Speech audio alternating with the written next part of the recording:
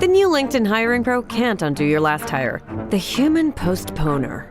They were the master of one phrase. I'll circle back on that. But 3 months later, you were the one doing all their work and wondering how big that circle is. But LinkedIn Hiring Pro can take the hiring load off your plate by automating the hiring busy work from the initial job post to scheduling interviews. Hire right the first time with LinkedIn Hiring Pro. Post a free job today at linkedin.com/quality. Hello, everybody, and welcome to the H3 Podcast. We are joined here by Internet Juggernaut, Internet Titan. I'll take that. In our show, many of you know him as the I thought I was gay guy. I felt gay. But no, he's so much more than that. He's so much more than that. On Friday, FouseyTube is with us, obviously, and I've always wanted to have you on the show, so thank you for being here. Thank you. Let's go. Yeah. G7 times H3. Let's go. And on Friday, we had such a great time. It was so surreal. All the comments were about like that Fousey clip was this Fousey segment was so insane. They watched it like 3 times back. We were trying to save your life because you were going to live stream through TSA checkpoint. And I feel like, did we get through to you? You did. Before I even say that, though, I want to say thank you so much for even addressing anything of me on the podcast, because what you've done for my subathon right now, like, I can't thank you enough. Like, I did a poll today. Are you guys G7 members or H3 members? And it was pretty even. So thank you so much for what you've done for Absolutely. And thank me. you. You know, I say this, man. The family, the H3 fam, they're strong.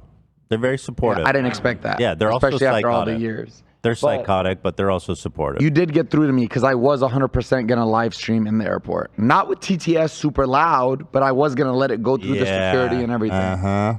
Well, someone probably would have been like, hey, this guy dressed like this is going to do a terrorist attack. True. Yeah. True. Yeah. So anyway, thank you to ExpressVPN for sponsoring today's episode. Well, you've been on the internet for so long. I mean, you're one of the originals, right? I mean, how long ago did you start making YouTube videos? March 25th of 2011. 2011, Yeah. wow. Like that's why people say like, oh, you're on the Mount Rushmore of YouTube because you've been there. You've done that. Like, I was on there when Niga Higa and Kev Jumba were still like doing their at-home videos, like early days. And were you doing pranks and all that kind of stuff at first? No. What did you start when with? I first started, so first of all, when I first started, I was a theater arts major at San Jose State University. And when the best actor of the year before came to visit the class, I'm expecting to hear, I'm acting in this movie, I'm acting in this movie. They asked him, what are you doing now? He said, I'm working at a restaurant and I'm doing auditions. I panicked because my brother was a surgeon, my other brother was a pediatrician, my sister's a lawyer, and I'm like, I'm gonna be an actor. So I knew I needed to take it into my own hands, so I made a YouTube channel. But when I started, I was doing Middle Eastern skits. Like, it was authentic, it was raw, it was real, it was talented. There was like class in it. But then when I moved to LA, and I posted my first skit, it flopped. And me, like, I panicked because I'm like, I moved to LA for this. This is my dream. So I go out to shoot a prank. I staged it. Oh, right from the beginning? Right from the beginning. Okay. Right off the rip. Right off jump. I staged it. 5 minutes of work, 30 minutes basically. 30 minutes of work, recouped the value that I would have gotten from a skit by 100. What was the first one that you did that you faked? Holding hands in public. Or where you just went up to people and held their hand? I just go up to the person, hey, I'm doing a YouTube video. Can I come up to you? But here's the thing with me, because I was a theater arts background, I would direct them. I would literally tell them what facial expression to make, what to say, how to act. So were these people you just found on the street? Or so you didn't pay them or anything? You're like, hey, I'm doing this video. Do you want to do it with me? If there were times where if they asked to be paid, I paid. As it got later on, and I learned from other YouTubers, all the YouTubers were faking their pranks in my area, by the way. I'm the only one who took the fall for it, but every YouTuber faked their pranks in that era. Right. I think we all come to learn that. I mean, that era is so far gone now. It's just... Yeah. But yeah, there was a point when everyone was like, dude, all these pranks are fake. And then a lot of the pranksters, yourself included, were like, they're not fake. They're 100% real. Vitaly was coke-filled rant about how everyone's a phony. He's only faked 5 pranks. when they taught me how to fake pranks, so when I got invited into the inner circle at that time, and I was like, wait, y'all all fake your pranks? And they said, yeah. They taught me the method, which was posting a post on Craigslist, getting 20 random people to come, giving them $30 a pop. Yeah. And so that's interesting, though, that you faked it from the very beginning, because I don't think you knew at the time that everyone else was faking it, right? I didn't. So you just figured, I'm not going to do this shit. Well, it's too embarrassing. My persona as Fousey was so much different as to who Yusuf is. And the lines got so blurred over the years because one overtook the other.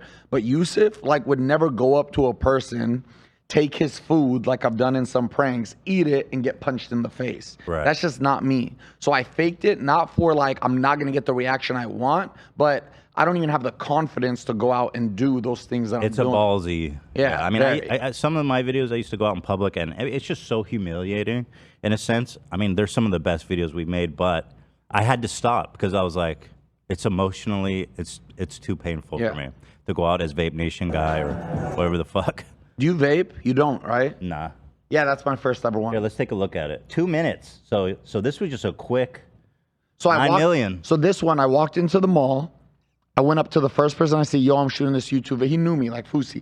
I'm shooting this YouTube video. Can you be in my prank? I'm going to walk up to you and hold your hand. Do exactly this. And you'll see. Play the first reaction. Actually, can you help me out? What's up?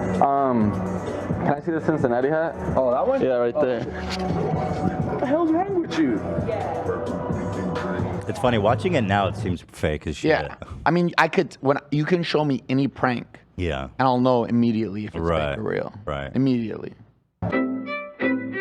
Hold my handprint. But when I learned that 30 minutes of work could get me these numbers and pay me this much, I sold the soul. Fast immediately. money, quick money. Immediately sold my soul. I wouldn't even go that far. I mean, you're just making entertainment videos. No, that's the thing. I always say this. I got canceled for fake pranks back when I got canceled as harder than some people get canceled for sexual assault these days. You know, I was thinking that today because, you know, we've been talking about Colleen Ballinger a lot. And I was like, man, Fousey got like totally dogpiled by the whole internet for faking pranks and like not being able to take criticism or something. I don't know what else. But I was like, dude, Colleen Ballinger was like sending, or was she sending? She was sending lingerie to 13-year-olds. I can say that. And she's on tour right now, isn't she? Nah, she's done. Oh, she's it's canceled? Fucked. She's fucked. Oh, it's done? Yeah, she's hella fucked. But still, she had all the years of whatever. Yeah. But even, I know TikTokers, like there's this one the TikToker Tony Lopez. guy, Tony Lopez. Yeah. He, like, heard nothing that call? happened. Did you hear the call that got leaked? No. Pull that up. Dude, it's fucking crazy. But what I'm saying is he did that and didn't get canceled. No. And I'm sitting there like, I staged the prank, which made you laugh, which made you comment and said, thank you for making my day. I was depressed and now I'm laughing. But I got, it's whatever. I'm over it. To be honest. I'm over it. I don't cry about it at night anymore. I'm sure you guys will correct me if I'm wrong, but I always felt like you were unfairly treated by the critics, you know. I do. And I think I said that at the time. It's like, he's not that bad of a guy. You fake some pranks, and it'd be nice if you were honest about it, but everyone was faking it, and you were just making a quick buck, which is fine. My mom always tells me when I go through my depression or like when I left the internet so many times, she always said this one line. She goes, Yusuf, you've never hurt anybody else. You've only hurt yourself by your actions. Like July 15th, nobody got affected by that except for me. My life was in shambles. What about Drake? He was expecting that fat check. He wasn't going to get paid. Oh, he was coming for free. He was coming pro bono. Look, if we talk about July 15th on here, I'm going to stand on my 10 toes and say Drake was going to be there. Right now? Right now. Drake, you were in touch with Drake. You're still saying that. I'm still sticking to the story. I found the guy who I ran into in the club that night who gave me his verbal agreement that he would be there. So, okay. A guy who knows Drake said he was going to be there. You want the story right off the bat? Sure, we're here. Why not? Okay. Set us up a little bit with what happened. Okay, so I'm setting up July 15th. Yeah. I was taking Adderall. I was in Australia. I tried to do a tour. It had 350 people. 3 years before, I had 3,000 people in stadiums. So I knew it wasn't, and everywhere I went on the streets, people were like, FouseyTube, FouseyTube. Mm-hmm. So my thing started with, I know that we had 350 people, not because only 350 people are willing to support, but because my manager at the time did a shitty job in promoting. So to prove it, I said, I'm going to fly to LA, rent out a regular venue, do a show, sell tickets by myself on the street and show everybody that I like, you know, it was an ego thing. It ended up turning into something huge. Long story short, we actually did get artists from all over the world to fly in and they were going to perform. Big artists, like hip hop artists. Which ones? Which is the biggest? Which was the biggest? What's that one guy? He's OT Genesis, I think. T Genesis? Yeah, OT Genesis. So the night before, I'm walking out of a restaurant and this paparazzi's out there waiting for me because it's July 15 shit. And he after the camera turns off, he goes, yo, I know where Drake is tonight. I go, tell me.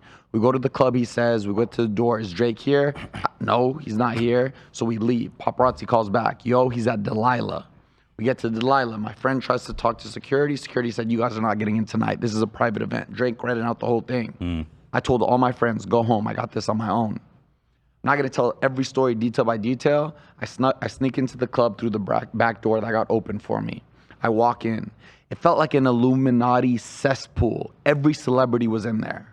Every celebrity you can think of was in there. I'm telling you, Ludacris, Kenny Hamilton, like all these people. It makes sense if Drake's in LA and he's inviting all of his friends. Yeah. So I'm looking at everybody. I'm walking up to them, yelling in their face like a madman, on Adderall, dehydrated, no ID in my pocket. I'm going to do an event tomorrow that's going to end racism. I'm going to give a bigger speech than the president has ever given. I was on one. I stay there the whole night. Everybody leaves except for one giant group, Drake's entourage, and one random couch with a bunch of IG models looking like zombies, just like this, like waiting to be taken home. It was really weird. Anyways, I stand there waiting. My legs are shaking. I'm standing there. I'm listening to music. Haven't seen Drake all night. Finally, for the first time ever, it's as if the crowd split like this, and it was like open, like whatever they call that, the river splitting, and I see Drake. He doesn't see me, but I see him. I'm shaking. All of a sudden, Drake's dad walks by me. I met Drake's dad at Tyler Perry's movie premiere. So I try tapping his shoulder to tell him, can I talk to Drake? He's so drunk. I go, whatever. Next thing you know, the guy who's escorting Drake's dad is behind him, comes up to me. What did you want? I go on the most epic speech of my life. At the end of the speech, he looks at me in the eye and he goes, I love everything you just said, but I have one question for you. I go, what? He goes, how did you know my name? Swear to God, I've never met this guy a day in my life. And I go, if your name came out of my mouth, that was from God, like psycho shit. Okay. I don't even remember saying his name. I don't know the guy. Okay. He goes, all right, put your number on my phone. We'll be there. I save it under God's plan. Next thing you know, Drake is walking out the club. He's walking towards me. Never looks at me, never anything. But he says goodbye to Joel Embiid right in front of me. As he leans in, his nose is like right here. My nose is right here. I don't stand it. I don't ruin the opportunity to be like, Drake, Drake. I leave the club, I'm shaking, I'm going a wild rant on my phone. I text Juan G, that was the guy's name. You guys can even search him, Juan G. The next morning I wake up, I text a picture to Juan G, a picture that says July 15th with Drake's face on it. The text said seen or read. In my mind, if I text you a picture that I'm about to publicly promote and say Drake is gonna be there, if he's not gonna be there, you're gonna tell me, stop it right now, cease and desist, what are you doing? You can't do this, da-da-da. So I send again. Oh my God, I'm so excited for tonight. Red. Oh my God, this is so hot. You guys are changing my life. Red. Everything going according to plan. God's plan. God's plan. Then. Which wasn't. God's plan was not the plan you had. This was shaitan all the way. This was the devil's plan. Next thing you know, the bomb threat gets called in, and you know the rest of the story. And then obviously But Drake was never coming. I believe he was. Bro, stop. I swear to you, I personally think Drake was going to be there. Okay, so you think the biggest artist in the world comes to the Greek theater pro bono because one of his homies was like, we'll be there. The way I sold it, Drake. I have a show backed by Ticketmaster and Live Nation. It's in the Greek theater. 5,000 tickets given out for free, sold out. Look, if he wasn't going to be there, that's fine. I know he doesn't like me. I got actual word from people around his team that came to me. Drake does not like me because I imitated him in that prank. Another prank years later. Oh, you think he knows you and doesn't like you? He does know me and he doesn't like me. How'd you find that out? People from his team told people that I know and the word got to me. So there's a lot of correspondence between you and Drake, between some people that might know him. They know him. They're on his team. Drake doesn't like me. I promise you. Okay. And look, all you H3 family can be calling me, idiot, liar. No, like no, everybody no. I did. don't think they're saying that. I'm just telling my honest truth. I wrote it in my book exactly how I just told it. I will never change that story, ever. And if I ever do get the pleasure of meeting Drake, I'm going to tell him that story verbatim, word for word. So you came in through the back, and they never tried to kick you out or anything? So there was a guy named Lit Poppy. He comes up to me outside Delilah and goes, yo, I was born in South Central. I don't want to die in South Central. Put me on your stage tomorrow. Yeah. Like, here, put your number on my phone. I'll have my team contact yours. 10 minutes later, the same guy that was outside is inside the club in the smoking section looking at me through the bars. Hey, come here. I run to the bars. Hey, you want to get in? Go to the back. Nah, dog, I can't do that. I can't sneak in. You want to get in or not? Went to the back. I see a Rolls Royce, a this, a that. Next thing you know, the kitchen door opens. I walk in. I walk into the club. He walks me into the club. He goes, all right, everybody's here tonight. Have fun. Da-da-da. I go, how am I supposed to find Drake? He says GPS. I go, what's GPS? He says God's positioning system. Me being manic and hearing the word God, I said, oh my God, Allahu Akbar, God listened to me. And So then, were you in a manic state at that time? Yeah. induced by Adderall. Induced by Adderall. So what? I mean, I remember the diagnosis at the time seemed to be that you have like bipolar and that you were in some kind of manic state. But you said that was a misdiagnosis? So when I was 18, I was in college and I had my first nervous breakdown. I was in the library, opened my laptop. Next thing you know, my heart's palpitating. I'm sweating. I'm like, what the fuck is going on? Pack my bags, run home, scared, go in my room, like shivering. Go to the therapist for the first time, see a psychiatrist. All it took was, I think, 1 or 2 evaluations. And she goes, yeah, from what you said, you're bipolar. And I took it. I took it around with it for my whole life. Even took bipolar medication, everything. 2021, after the Reality High incident where I got knocked out by Bryce Hall, I get sent to a rehab in Caron, Pennsylvania, and they do a 30-day intense eval with many therapists, daily, everything. And at the end, they gave me my diagnosis, and they said, Yusuf, you have no signs of bipolar. You're severely depressed. You suffer from depression, but no signs of bipolar. And I've always thought that because July 15th was the only manic thing I've ever had. Yeah, you know, it's highs and lows. I don't have any highs. I only have lows. Yeah, I thought that myself because that clip of you is like, you know, the thing about manic states is that I guess you can be have delusions of grandeur and all that kind of stuff. So you were experiencing that, but you think it was drug induced. I was experiencing that heavy. Want to know another story of July 15th? Sure. That night when I get home from the club, my girlfriend, my then girlfriend at the time, opens the door to the Uber. I look at her and I say, don't touch me. Don't let anybody touch me. There's something inside me. Get everybody, because I had a whole Airbnb with all my friends. I said, get everybody, have them sit downstairs. I'm going to go shower. I go upstairs to the bathroom. I sit in the tub on my knees. I turn the water on, let it drip on me. It felt like I was like possessed, like something was coming out of me.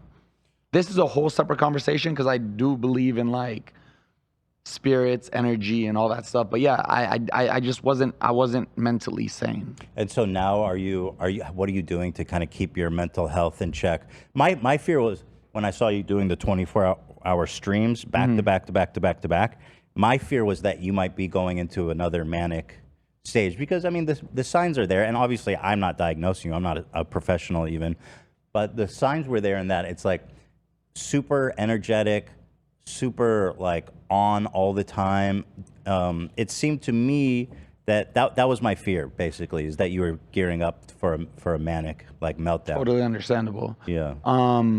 So after the Deji fight, I fell into the deepest depression I had ever fallen into. This one was like an existential crisis.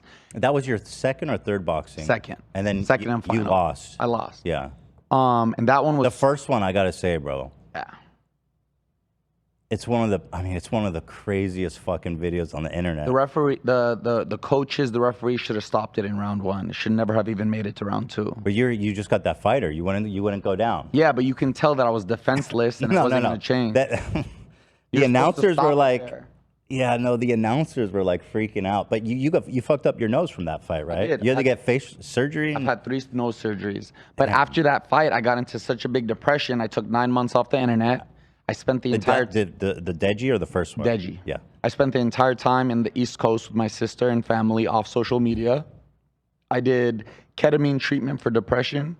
I did TMS for depression. TMS is like when they give you electrical brain zaps to wake up certain neurons that aren't moving. Where do you get that done?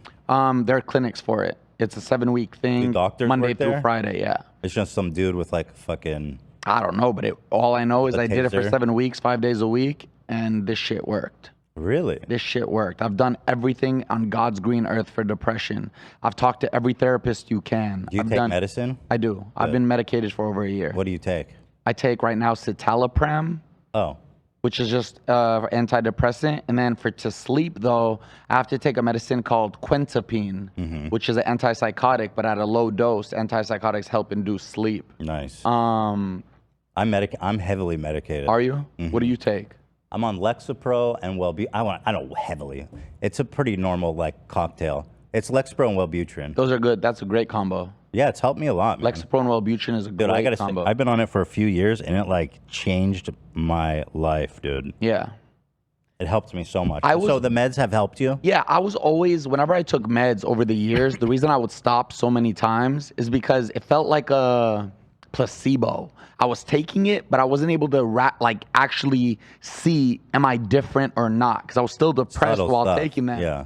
This time, though, after everything I've been through at 33, 9 months, this time I was able to literally see and feel the changes. Because over the 9 months, I literally, oh man, it was bad. It was bad. Go ahead. No, it was just bad, man. Like my I don't know if it's cognitive thinking, but my brain just wasn't working how it used to. I'm a very good eloquent speaker. I lost my ability to speak. I lost my ability to converse with people. I would ask people like, what do you talk about in conversations? My memory became goldfish, really bad. Like it was really not working. And over the course of the 7 weeks of TMS, working out in the gym is everything, by the way. Gym is life. Without the gym, I never would have got out of it. I couldn't agree more. Without the gym, I never, ever would have gotten out of depression. Yeah.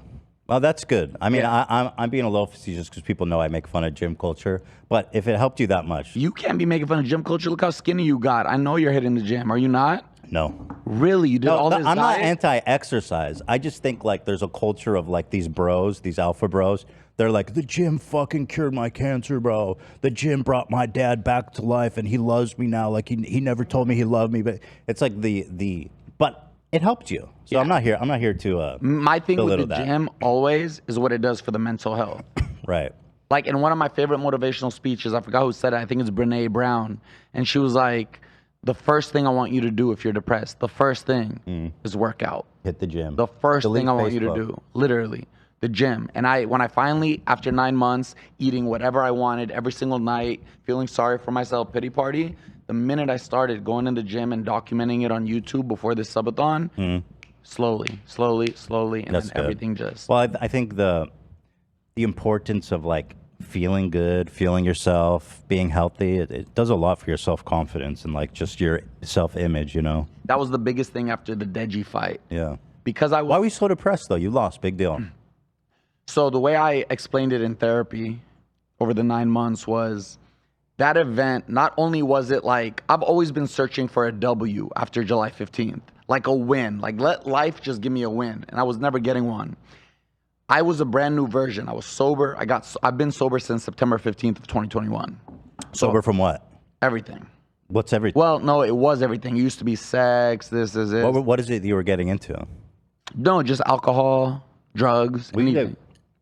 You said you had an Adderall fueled psychosis, or so what kind of drugs were you getting into? No. The hardest drugs I've ever done. I've never taken hard drugs. Okay, so just alcohol and Just Adderall? alcohol, sex, Adderall, weed. Adderall is a pretty fucking crazy drug, to It be is. honest. When I started taking Adderall before July 15th, the way I described it to people was I finally felt like I was supposed to feel in life like how God should have made me, which is the most taboo thing you can say. God made you exactly as you should be. But I felt like that was who I was supposed to be. I was talkative. I had energy. I wasn't depressed. I was able to work. I wasn't lazy. But obviously I took advantage of that and started abusing it. Wait, when are we talking about?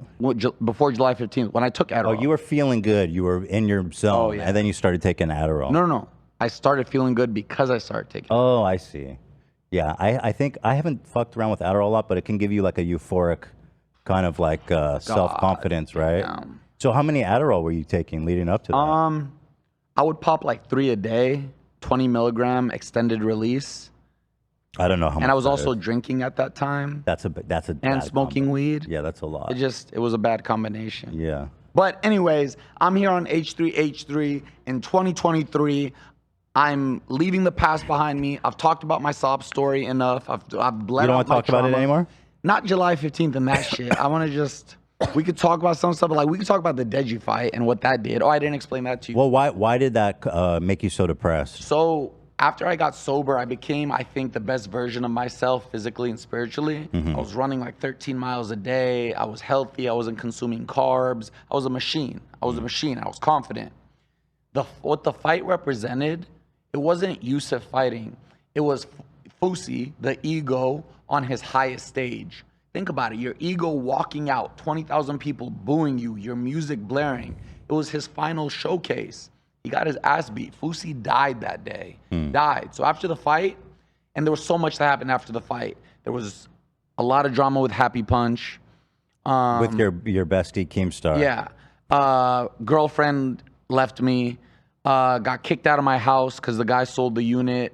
It was just thing after thing after thing. But most of all, I lost my sense of self and confidence. I see. I didn't know who the fuck I was anymore. Right. Because I thought I was the man. I thought I was the shit. I thought I was about to go and knock Deji out and become the king. Which, thank God, I didn't. Because if I did, I would probably still be going down that road. But that night, Fousey died. So for the first time in 33 years, I had to figure out who Yusuf was. Last thing, the way I said it in therapy was, it's as if I had 2 plants. One of them I kept in the dark. One of them I kept in the sun and watered every day. Fousey was being watered every day. Yusuf was being left in the dark. So when Fousey was gone, all I was left with was a dead plant. And that was a hard pill to swallow. What's the difference between Fousey and Yusuf?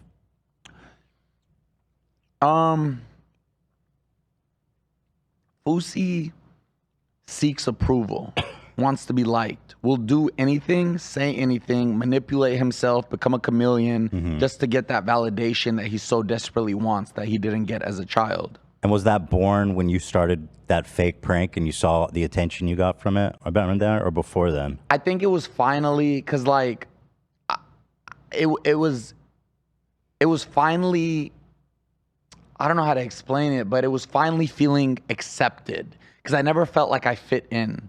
Even from a young age, I always felt weird and different. I always stood out from the other kids because I felt weird. Why am I overthinking so much? Getting validation from the internet, it was finally like, they like me. They really like me. When they like you and you want that validation, you're going to do anything to keep that validation. Right. So do you think that was part of where your personality split off? Yeah. Yeah. And sometimes like you lose sense of self. Yeah. Yeah. I've been there. I think everyone online goes through that at a certain point, and there's like a crossroad in all of our lives where we're like, do we keep down the online persona or do we dig deep and actually center yourself? So a lot of people come on YouTube and get burned out because it's intense, man. No, and it's finally like this time. Why the subathon is so important to me is because for once, I can't lie. I can't hide my emotions. I can't act like I'm someone I'm not. My camera is on 24/7. They see me for me. And they actually fucking like me. So now it's like, oh my God. So how do you know that you're not going to, you're getting the validation, you're on all the time. What are you doing to make sure that you don't, go back down the path of overconfidence and ego and all that? I think I have people to ground me this time. Because before, like when I was successful on YouTube, living alone in 1600 Vine Street, paying $13,000 for a penthouse, but calling it the world's most expensive isolation chamber, I didn't reach out to anybody. I didn't take advice from anybody, not my mom, not my sister. That's why they always say, we told you not to buy the Ferraris. We told you not to do this, but I would listen to nobody. Now I call my mom almost every day. My sister I talk to regularly. I have real people in my life who really will put me in check and say, yo, this is happening. So you're relying on your your family to keep you grounded? Not just my family, also my audience. There's a lot of people who know me really well, and they always like send me personal shit on the side if they see something a little Ari, but also myself. I hold myself accountable. Like I told them during the subathon, I said the gym is the most important thing in my life right now. Without the gym, there is no subathon. So I go to the gym every day and make them watch me. So I'm doing what I need to do to sustain it. Yeah. That's interesting. It's like as you're enjoying all the success on Twitch that's happening right now. Yeah. And I see you're super hyped up and excited about it. Yeah. I would just hate to see another collapse. I know. So I just would like to see, this is just from the outside, someone who's been following you for a while, just to see something that's more like, maybe the problem is like, it's too, like it's all like bang, big bang, super high energy instead of just kind of like a sustainable kind of nice thing that you can just do every day. 100%. The problem with me and my entire career, I'm the king of starting something, getting great initial success, and then leaving it. I had a podcast in 2016 called Mornings with Fousey. Ended it after a month, and it was getting great success for the time. I was overpaying my staff. I'm very bad at business. So I wasn't making money that made sense for how much I was paying. And me not knowing business said, I shouldn't call an accountant or a financial advisor and find out how much to pay them. I'm just going to cancel it. What were you paying them? A lot. Like 6 figures? I was getting plus? like, he was jerking me. Like he was jerking me. Okay. Gaming with Fousey, my mom's cooking channel, my brother's doctor's channel, my cat's family channel. I've always done something and done it so well and then ditched it. But also it's because, like you just said, so fast, so energy. The part that worries me is the intensity. Yeah, because the success, it's never like this. Like even with Twitch, it's been 19 days. I have 20,000 subscribers, 10 in the world in English channels. It's like this. But I really, really, really, like something deep inside tells me that I can sustain it this time. I hope so. I hope so. Or at least, you know, there's no shame and there's no harm, or there's nothing wrong with a gentle landing. You know what I mean? Yeah. Like, let's say it's not as explosive as it is right now. Yeah. But you know what I mean? You can glide. It doesn't need to be like a meteoric crash to Earth. Correct. Yeah. My sister tells me that all the time, and I'm gonna listen to that. And I know I'm very aware. I understand that what's happening right now isn't like, it's not normal. Not for me, not for Twitch. The way I explained it to your team earlier, and I explained it to somebody on the phone, it's like if a heavyweight champion loses his belts, gets depressed, but then he gets one more fight, he gets the call, he wins his belts back. That's what I feel like right now. This is a second shot at life. Yeah. I almost started Uber. I almost started working at Starbucks. My life was like, Fousey was done. My life was done. You feel like Rocky? Huh? You're Rocky. You're Palestinian Rocky. Yeah. That's what's up, bro. I'll take that. Let me do an ad. I only have one ad Get paid. at 30 minutes. It'll take 1 minute, Get and paid, bro. we'll get right back into it. Make that money. But I wanted to say real quickly, people who haven't been on the internet forever, they may not realize what a big deal Fousey was when you were at like the peak of your prank empire. You were one of the top sub channels. You won Creator of the Year. That's where we got the world famous I Felt Gay. No, that was at Show of the Year the year after. No, Show of the Year was the first year. I won the top 2 streaming awards back to back. Creator of the Year and Show of the Year. Yeah. And I told the world I was gay finally. And wait, are you gay? No, I'm not. I felt gay. I'm not. Are you sure? I'm straight. Okay. I know 100%. Would you? Like, that's based on what they told is there me. people in your life, maybe family members or distant relatives or anyone who would judge you if you were to come out as gay? And not that you are. I'm just curious. In my family? Yeah. Yeah, of course. Because I know, like, and you know, it's a conservative background, right? But with what I've done already, with the tattoos, with the piercings, so unconventional for a Palestinian Muslim to do this already, I would have no problem coming out and telling them I was gay if I was. Yeah. But I know for certain I'm not gay. So why did that speech is so awesome. I mean, I know that I don't know if you don't like it or something, but there's something special about it. You know how much that fucking comment ruined me? Why? I just won the biggest award. But it was such a fucking moment. But it was bad. You gay. should have felt the crowd. Oh, they went from excited to because it was pretty homophobic, and they were cutting to like the LGBT creators. They like were getting their reaction, I felt gay. And like I went home that day, and instead of seeing congratulations, it was just Philip DeFranco, this, and the other. And I'm like, God damn it. And then what did you mean by that though? I was just, when you're on stage like that, you didn't prepare a speech. Yeah. I'm just going off of all the things I'm called. Okay, but you and I didn't said mean it. to use it in a negative like I support the LGBTQ so hard. It's so much closer to me than you know, but I can't speak about why. 'Cause you're very gay. close to me. Not me, but okay. it's very close to me. Okay. Very close to me, and I support it heavily. Fousey's gay. Yusuf's straight. Yes, guys. Finally, 2023 here on the H3 podcast. I'm coming out. I am non-binary. Oh no, I can't be non-binary. I just learned what non-binary was. You can be non-binary. And gay? Yeah, right? Yeah, non-binary just means you don't have You don't affiliate male. or that's it. You can be, right, guys? You can be non-binary. And So gay. I admit when I'm ignorant towards something. I did not know what non-binary means till my chat taught me. So I'm non-binary and gay. There, I said it. Hell yeah, bro. I felt gay. I still don't know what to believe. Okay, let me thank. By the way, here's Lily Sings, who's bi. Right after you said. No I felt way. gay. No way. Me and her don't talk anymore. It's so sad.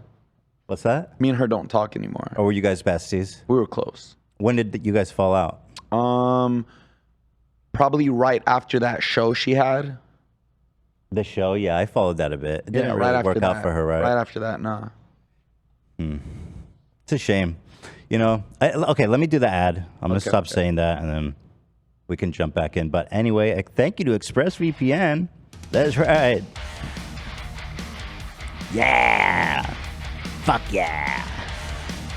ExpressVPN. Listen, I used to spend, again, I'm going to read this copy. They're making me say I. But, you know, they say, I used to spend over $100 a month streaming services. It's like, okay, some people do that. Netflix, Disney Plus, Prime, you name it. But since I started using ExpressVPN, I've been able to cut back and save so much money every month. Let me explain. All these different streaming services like Netflix have thousands of more shows than you think. You just don't see them all because they're showing you only what you see on your country. And here's where we stick it to the man. With ExpressVPN. With ExpressVPN, you can change your country of origin and get an entire different catalog of Netflix shows. For example, South Korea, Italy, it's all happening. And by the way, I haven't said this. My mom is obsessed with South Korean soap operas. It's all she watches. Actually? Yeah, she's like a stan. Subtitled? Yeah, super weird. I was like, what? I mean, God bless. I mean, stan BTS forever, but just didn't expect it. Cheers, my dude. But using the ExpressVPN app, you can change your online location. ExpressVPN has over 90 countries to choose from. So every time you run out of stuff to watch, you can just switch to a new country and unlock new shows. Bada bing, bada boom. And I can't tell you how many times I'm watching Netflix USA. It's so fucking boring. Same shit. Running out of shit to watch there, man. I would say I use Netflix probably the least of all my streaming apps now. I haven't turned it on in ages. It's crazy. I'm on like Hulu a lot. Even the last Black Mirror season effing sucked. Bro, I watched one episode. I was like, hell no. It was so not Black Mirror. I was so pissed, and I would search Twitter, and everybody was giving it rave reviews. Oh, really? Yes, and I was like, I can't be the only one. I watched the first episode. What was it about? I remember thinking it was just real dumb. And I don't even remember. Yeah. It was bad. Well, anyway, you don't have to get stuck watching that crap anymore, because you can ExpressVPN. You can go to Japan, unlock a bunch of anime, a whole bunch of Ghibli Studio. You can go to South Korea, unlock all the South Korean pop to your heart's content, my friend. I actually had to use VPN when I was in Bali after July 15th when I ran out of the country. Yeah. I needed to watch porn, and you can't connect in Bali. No. Oh, so you got the ExpressVPN porn access. I had to. Cheers, my dude. Cheers, my dude. What kind of stuff did you watch out there? Normal shit. Just normal shit? Yeah. What does that mean? Normal shit. We're not gonna talk about the porn I watch. People are gonna call me weird as fuck. They watch just as weird shit. Oh yeah, Joan is Awful was the name of the first episode. And they were streaming her live. Oh yeah. The end was just like, what? Yeah. It went and broke a computer. Yeah. I was like, whatever. You know what's awesome though? I don't know if this is on Netflix. Have you seen, don't let me forget it. The Asian couple road rage incident. Anybody know? Beef. That's one of the best I've seen it shows on the I have home. watched Okay. in years. Okay, that's on Netflix? Yes. Okay. It might be. I'm not sure. Hooked from beginning to end. Is that good, Olivia? You've seen it? Fire. 98% Rotten Tomatoes. Okay, wow. Crazy. This is a beef ad. Yeah, but here's the thing, guys. With one click of the button, ExpressVPN changes your country of origin. You refresh the page, and all your new shows show up. You don't need to pay extra for Apple TV or Prime just to watch it. And on top of that, I can even use ExpressVPN to get discounts. Some services cost less than other countries. Oh, shit. Like, if you go to Netflix Argentina, it costs like a fraction of the price. That's pretty sneaky. I'm going to Netflix Argentina thanks to ExpressVPN.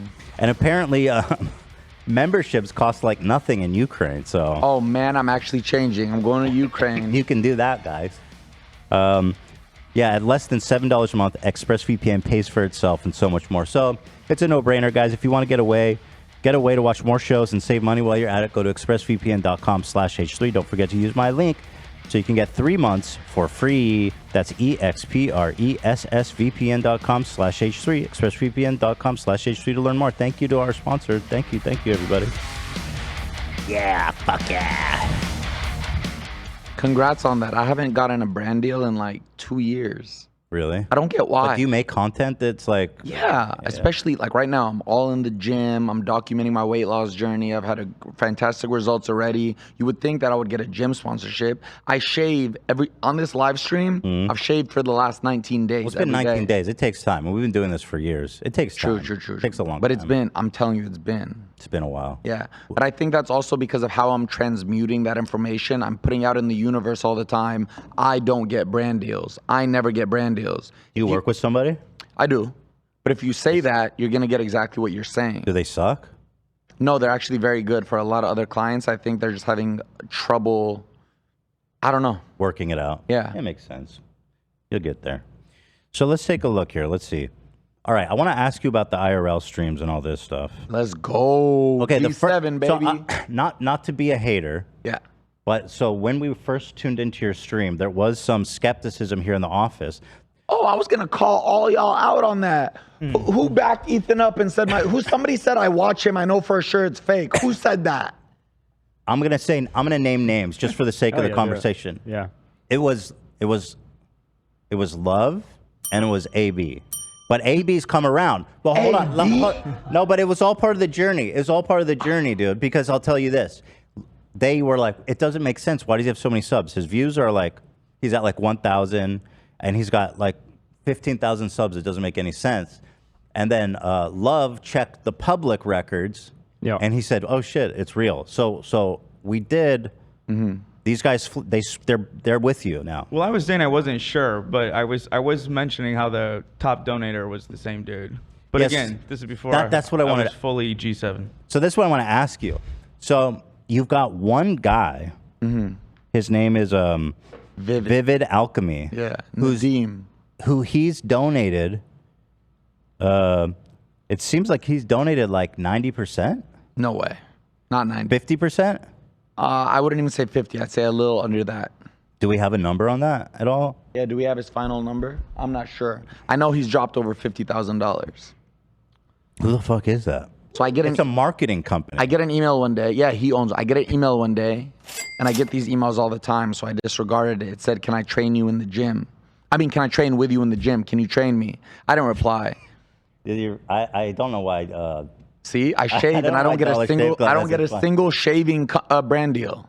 Yeah, we got to get you that deal. So Vivid, he asked me to train him in the gym. I disregard it. He emails again and says, "I'll even pay you." I'm trying to be a personal trainer at the time. I have a fitness app that just came out. I'm like, bet he's gonna pay me. Let's do it. He comes down. I train him. He takes me to Boa Steakhouse that night on him. And then he goes, "Yusuf, for you, I want to do this." He gives me $3,500 in cash. And since then... For training him? No. Just for training him, he paid me... No, that was separate. What do you owe you $3,500 for? He just gave it to me as a gift. Who is this guy? See, He's been a long-time fan. He said without where's me... his money He from? said without me, he wouldn't have started his business, been able to buy his mom a home and everything, so he wants to give back. I've asked him personally, privately, why are you doing all this? Because it scares me. It's like if you're doing all this and then you leave, I'm scared. And he was like, listen, Yusuf, I want to invest in you. You've been there before. I know you're going to get there again. I just want to get people excited. I just want to motivate people. And recently he actually told me he was done donating. And I said, Vivid, that's fine. I was like, you don't even have to gift 50 every single time you want to get people excited. Just gift one and get the hype train going. And he said he was done. I understood. We had a conversation. I'm going on a trip with him to Guatemala this year. And then now he's still been going. Like this morning, he gifted like 400 subs. Okay, so you do know who the guy is. I do. His name is Nadeem. Because some people were having these theories that because It's on Reddit? People were just speculating about it. This is our subreddit. Oh, that's awesome. Because he's, I guess, Vivid Alchemy is a digital marketing agency and a bizarre one at that. Like we did a little bit of research. His network is all dentists. Yeah, he actually just got me a brand deal with a dentist in Houston. What? Yeah. Oh, actually, I lied about not getting a brand deal. I just did one live on stream. Why would a dentist in Houston sponsor you? That's so random. So I was in Houston for the weekend, visiting a friend. Vivid worked with a dentist in Houston, called him. Hey, Yusuf's there. The dentist has teeth whitening kits. Yusuf will promo your teeth whitening kits. Trust me, he has a lot of motion on Twitch right now. Do it. I did it. Nice. So you filmed it already, but is it out yet? The brand deal? Yeah. No. So you're like, come to this one specific dentist in Houston? Yeah. Wow. But he works with, so what I'm going to Guatemala for, I can't say yet. We're doing a humanitarian type trip. It's actually teeth. Bro, I knew it was going to be $1 billion smile shit. No. That was Colombia, I think. Yeah, it was Colombia. That was the worst shit ever. I mentioned it to you before, but I love the $1 billion smile adventure you went on with. Why do you like it so much? Dude, it's so fucking funny. Like, it's just so odd. Like, you guys went out to Colombia, and the teeth that he gave you guys and no offense, your teeth look beautiful now. They looked absurd. Yeah. I mean, they looked fucking nuts, like a piano keys. And to everybody wondering, and you could go to Colombia, get your teeth done for cheap. I got it done for cheap.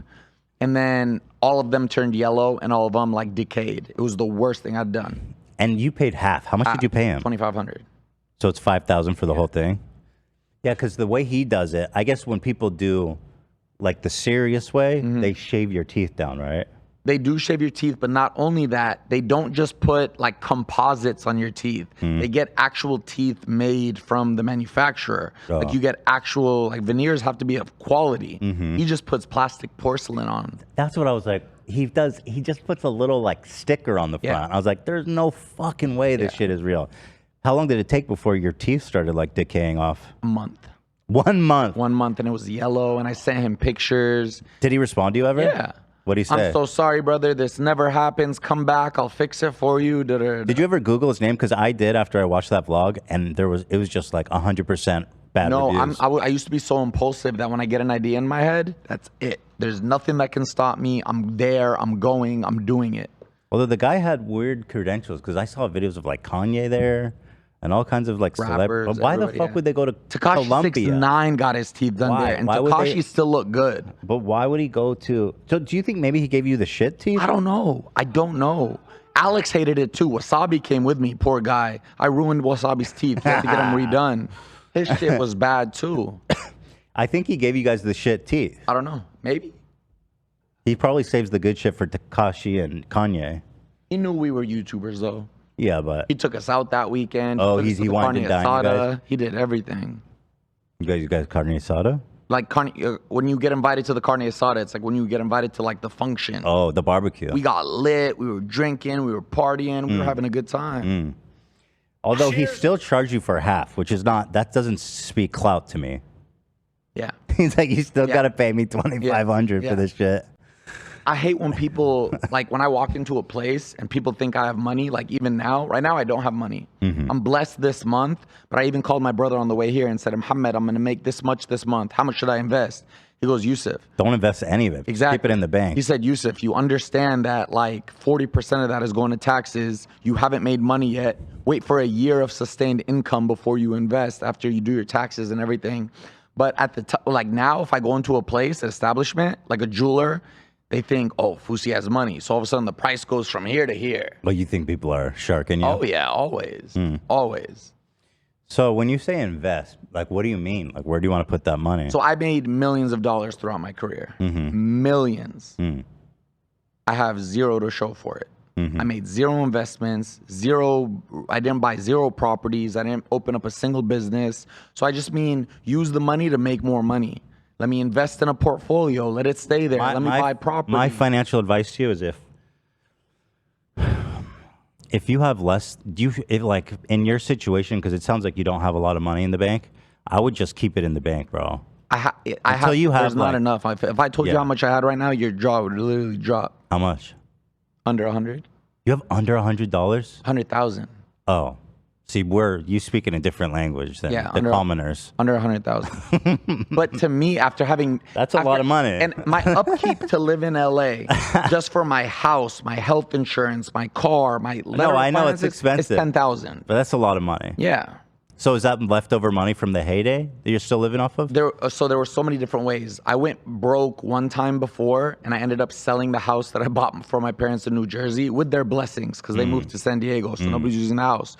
So I got about $350,000 from that sale, and that was right when I got out of rehab in Pennsylvania. Okay. And I stopped drinking, vaping, smoking, sex, masturbation, massage parlors. Well, I stopped masturbating. I stopped everything, right? So I needed to. Well, masturbating's free.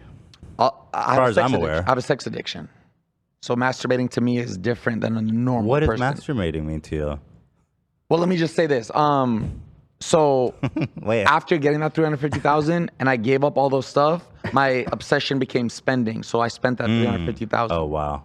See, and not to go back to the bipolar thing, or I guess to go back to it. I know that compulsive spending is also a symptom of like manic moods. Yeah. So I don't know if you go through that where you just spend all your money. I used to, but now it's like I'm able to like be like. But you're now, not bipolar. I'm the cheapest person on earth now. Now, don't get me wrong. If somebody's in need, like the other day I was in Walmart, a TTS came off and it said, "Give this $500 to the cashier." This poor old man, this father who was working there, his dopamine probably shot up to the sky. I look at the donation; it was $5. I immediately said, "What's your Cash App?" And I sent him $500. So I'm cheap in like. In Houston, I bought 2 girls drinks just for fun for the stream. I thought drinks were going to be $10. I don't drink no more. There was $27 per drink. No, both. I tipped $5.32. Like I never used to count this thing. It's not like it used to be. I used to be like a Nicki Minaj song. Don't look at the tags, just swipe the card. Now I'm actually conscious. Now let's look at the tags. Don't swipe the card. Yeah. Now my brother literally on the phone right now. What does masturbating mean to you? You got me intrigued by that. So when you have a sex addiction, like it's not just like I asked that in therapy a lot.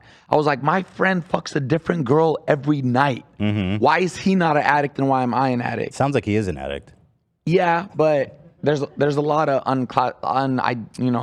sex is messy psychologically. Yeah, but for me, like masturbation, sex, it's like it's filling in a deep, deep, deep emotional hole, and I have a reason. Do you know the reason? Did you ever see it? It's in my book. No, go ahead. I'd love to find out. I'm a child, okay? Under 10 years old. Everybody at school is talking about masturbation, sex, all this stuff. I'm like, what the fuck is that? I live in a conservative Muslim household. I go home one day, first time ever, take off all my clothes. I had a life-size toy leopard that you can win at a carnival sitting there. I get on top of it. I start humping it with Miss Congeniality on the TV. When I came for the first time ever, my Muslim mother opens the door and sees me ejaculating. Holy fuck, dude. How old were you? Under 10, I think. So that was whenever Miss Congeniality came out, I was born in 1990, so you could do the math. That was my first experience. It gets worse. It gets worse. That's pretty traumatic. She yells at me and tells me to put my clothes on and closes the door. Didn't talk to me that whole night. That next morning, I sent her an AOL email and said, "Mama, I'm sorry. The devil got in my head. That won't ever happen again." She replied to me in an email and said, "You're right, Yusuf. The devil did get in your head. This is why you need to pray." Comes home from work that day, never, ever, ever addressed it. So from that point on, anything sexual, anything like ever, like whatever, to me, I'm a bad person. I'm wrong. I'm guilty. I'm shameful. That's it's wrong. fucked up. That caused, literally, it affected all my relationships because that's what caused my severe. Are you mad at your mom for that? I'm not. I forgave my mom. My mom did her best that she can in what she knows. Now, granted, if I could have had it my way, my sister's sister-in-law, her kids were with her in bed, young kids. One of them started playing with his penis. She looks at him, starts laughing, and goes, "Baby, that's totally okay what you're doing, but you can't do it in bed with mom." He's gonna grow up to live a nice, healthy life. Me, I went up thinking, if I get a boner, I'm wrong. The devil's in my head. I can't do this. That's crazy. And that caused 10 years of premature ejaculation, which ruined every relationship I had. So you would. You know how my mom caught me on the second I came? Yeah. So the second you would even do this to me, I would come. It was a traumatic response. So any slight sensation would make you come? So slight. So my first time losing virginity, I didn't even get inside her before I came. It got to the point where a friend of mine told me, "Oh my God, I just went to the massage parlor and guess what she did?" I said, "What?" He goes, "She jacked me off." My mind lit up. Not because I can go get a free jack off. But Free? No. Not because I could go get like a jacked off. But because I was like, this is perfect. I can go practice lasting longer in private. And so you did that. And then go perform. So I go there. The first time I ever went, I go, tells me to turn around, towels over me, I'm naked, I'm rock hard. All of a sudden I feel this. I'm like, no fucking way. She slapped your shit. Yeah, my eyes are still closed. She goes like this. I open and she goes, "You want?" I'm like, yes. The second she put oil on me and touched me, I came. She started laughing at me.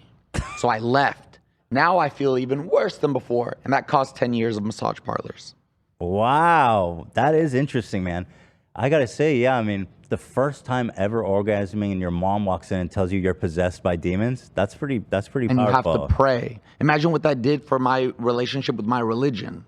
It was so conflicting. You know, I don't know a lot about Islam. AB obviously is Islamic, and I've heard from him. You're Muslim? Yeah. Yeah. No. He's Lebanese. effing way. Him and Lena I'm are with Muslim. you, bro. I'm with you. Yeah. Yo, AB, I loved you so much. I thought you knew that. Oh my God. He's white passing, right? That's what he says about himself. Yo, I love you, AB. Love you too, bro. Habibi. No, like that. Habibi? Take out of me? A little bit. Shway shway. No way. I swear to God, I did not know. Him and Lena are both. Lena? Yeah. I love you guys. Can you be my parents? Yeah, we'll adopt you. Oh my God, that is Just so as long as she doesn't have to awesome. walk in on you masturbating, right? No, you know? no. That is so awesome. I did. Well, So, I didn't know that. Anyway, AB Wow. is telling me stories about how his grandma's always telling him. I didn't know that like Islam was all about like devils and hell and shit. I didn't know that. Shaitan. Because in Judaism, hell doesn't even exist. Really? It's not even a thing, right? And so AB's been telling me about how his grandma used to torture him with stories about him going to hell for all eternity and shit. And I was like, holy crap, that sounds traumatic. Yeah. Sounds pretty heavy duty to be telling kids that stuff. Yeah. That's very why, like, me and a lot of my cousins are fucked up because we all thought we're going to hell anyway. So we're like, fuck it. Yeah. But yeah, like the first time my grandma met Lena, she's wearing a sleeveless shirt. She told Lena the devils are gonna rip your arms out of your sockets and drag you through hell. Yeah. That's so gnarly. That's wild. How did you react to that, Lena? I was being polite and I'm like, just normal, I guess. I don't know. That to your face? Yeah. And I understand Arabic, so I knew what she was saying to me. And have you ever had someone talk to you like that before? Oh, yeah. That's kind of normal. Yeah, not that directly, but like I've had an aunt before tell me because she was shopping with us and I picked out. I'm Livy Dunn, All-American gymnast and Viore athlete. When you travel and train as much as I do, you find happiness where you are. On the mat or on the sand, movement and comfort are essential. That's why I live in Performance Joggers by Viore. Made from DreamKnit fabric that's made of 89% recycled materials, effortlessly soft and made to move as much as I do. My happiness starts here, in the softest joggers on the planet. Get 20% off your first purchase at viore.com/Libby. That's VUORI.com/LIVVY. Exclusions apply. Not only will you receive 20% off your first purchase, but enjoy free shipping on U.S. orders over $75 and free returns. Go to viore.com/Libby and discover the full versatility of Viore clothing. Exclusions apply. Visit the website for full terms and conditions. A dress that was like sleeveless. And she kept trying to talk me out of it, and she was like, "Fine, burn in hell." That's what she told me. Oh my God. Yeah. So it's heavy. normal. If I ever get a girlfriend, by the way, You two are my double date couple every time. Oh, sign us please. up. And then I'm you guys down. can tell me if she's good for me. They're bad good for me, all wingmen. that stuff. Yeah, they're good people. I did not know this. They're This is great. so awesome. Yeah, AB and Lena. I love are AB, awesome. by the way. He's been my biggest supporter on this subathon, hands down. I love AB. Hands too. He's down. one of the best. Hands down. Him and Lena are both incredible. They're the best. The best there is out there. Thank you. You too. Thank you, Ethan. Thank you. I also come fast too, so we got that in common. Actually? too. Yeah. Is that right? Do you have? No, do you when I was younger, You I think I premature had that. ejaculated? When I was younger, I As feel bad like, as Fousey? No, I'm Okay. better now, but I've tried everything to get here. Well, I want to learn about that, but actually, I'm interested in AB's coming habits now. when I was younger, yeah, I would get so anxious. I'm already shaky and like it didn't help. When I think of anxious and sex, I feel like not getting I it feel up. gay. I feel gay. I feel like when I get anxious, I wouldn't be able to get it up, not come immediately. I felt worthless. So your guys' response is just to come immediately. It sucks, man. It ruins so many relationships. That's painful. That It really sucks. is. And it's Because humiliating. It stops you from even wanting to say hello to a girl. And this is as early as college. I wouldn't even approach a girl because in my head I would be like, I approach her because I'm good. My personality, she would like me. We would we be like, we meet, we go out to eat. She likes me, da da da. But eventually it's gonna get to sex. I'm gonna do one pump Fousey and it's over. So, okay, tell me this. If you've been in a long-term relationship where you guys are having sex on like a daily or multi-weekly basis, does it ever get better? Yeah, when you're with the same person, it gets better. Okay. So when you It's really just the excitement of meetings. Like for me, going to massage parlors, why it's so exciting. I had this favorite spot of mine. I can't believe I'm talking about this. But I want to know everything about I that. trust you and your audience. H3 family. We won't tell I'm trusting anyone. y'all with this. We won't tell anyone. So I went to this spot that was full service. What does that mean? They have sex. Whoa! Yeah. Is that in LA? Yeah. Whoa, that's full. I was like, what is full service? Like Everywhere. prostate milk? Everywhere in LA. Everywhere. So I went to this place, Holy and the shit. excitement for me, I would always tell, don't. Wait, are these women like sex trafficked? Do you ever No, think these about are that? girls who work regular jobs. One girl would be like, we would talk. What do you do? Oh, I work here. Oh, you just do this at night? Yeah, it's my second job. So they're Americans? Regular or are they... working women. No, all kinds. Asians, Hispanics, blacks, everybody. So it's a prostitution spot? Yeah, all over LA. Whoa. It's rampant. Is there a way to tell which ones are and which ones aren't? I could tell just by looking on the outside So window. what? So what is it that gives away? What's the difference?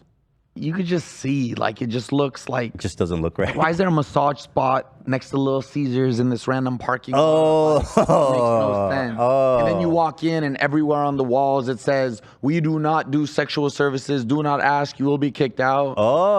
That's such a lie. Because my fear is that I go into a massage spot and then it's like a sex spot, and I'm just there for a massage. You could just say no. She'll I've never been propositioned. When she does this, slaps my cock. just say no. Yeah. But the reason I like going to the spot I went to, I wouldn't even pick because you can say I want to see the woman, and they come in like rush hour, like the movie. Yeah. I would say surprise me. So I would be laying on this table, anxious, depressed, guiltful, shameful, everything. But it's the process of addiction. But I would be so excited not knowing who was going to walk through the door. And all of a sudden, door opens, 5'4" Latina, huge butt, huge tits, wearing this dress. I didn't last even there, but I would always tell them. That would be my first line. I finish very, very quick. That makes their job easy. They Please probably go loved you. slow. Oh, they do. Yeah. They're fucking Not discount the ones for that laugh Fousey. at me, though. A lot laugh at me. Laughed at me. I don't go. You don't like the laughing. No, it's so embarrassing. It's humiliating. Yeah, I don't go anymore, though, but yeah. So this is very interesting to me. How often were you going to the massage parlor? So when I first moved to LA and I was like by myself, drinking every night, before I even started the pranks, I was like, that was my only place of comfort. So it became when I was happy, I would go. When I was sad, I would go. When I was stressed, I would go. I would see. literally, there was a time, Logan Paul, Jake Paul, George Janko, everybody lived next door to me when I lived in the penthouse. I remember the day vividly. George Janko was in my place. Yusuf, me, Logan, Jake, we're all going out tonight. Come. Before Logan even started YouTube. Oh, nah, dog, I can't. I got to be up early tomorrow. He would leave. I would get in my car. I would go to the massage parlor. So it was a real problem. Yeah, you start skipping your real responsibilities, your real, like I would be driving to a meeting Once you go on autopilot and it takes over, without even being able to control it, my hand's doing a U-turn. Oh, wow. I'm in a massage parlor. So- I missed the meeting. So sorry, I overslept. Oh, wow. So how many times a week were you doing that? It depends, because with an addiction, you would think like, oh, you're a sex addict. You must have sex 100 million times a week. You can literally only go once a month and still be an addict. Because there are times, the circle of addiction, you get the idea, you start ruminating on it, you start getting excited. That idea turns into action. You go, you do the idea, and then you feel guilty, shameful, remorseful, hate myself. I'll never do this again. I will never go again. I'm done. I'm done. That's how you felt after every time? Yeah, every time. That could last a day, a week, 2 weeks, 3 weeks, sometimes a month.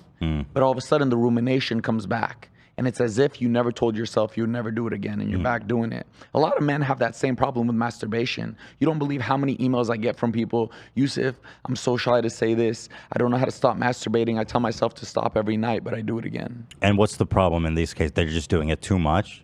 They just don't want, they don't want to be doing, it has control over them. Once something has control over you, Right. and you no longer have control, it's a problem. See, I'm personally pro-masturbation. I understand it can be a problem for some people. But I think, sex is stigmatized in a lot of cultures, and it's so natural and normal for people to do it. I masturbate now. Like, I jacked off on my live stream yesterday. On it? I took my sleeping pills, right? Yeah. I'm exhausted. Do they know that? It was, yeah. They It know. was 6 p.m. Yeah. I took my sleeping pills. Yeah. I'm out. I'm like delusional. All of a sudden, out of nowhere, I don't even remember saying this. I wake up.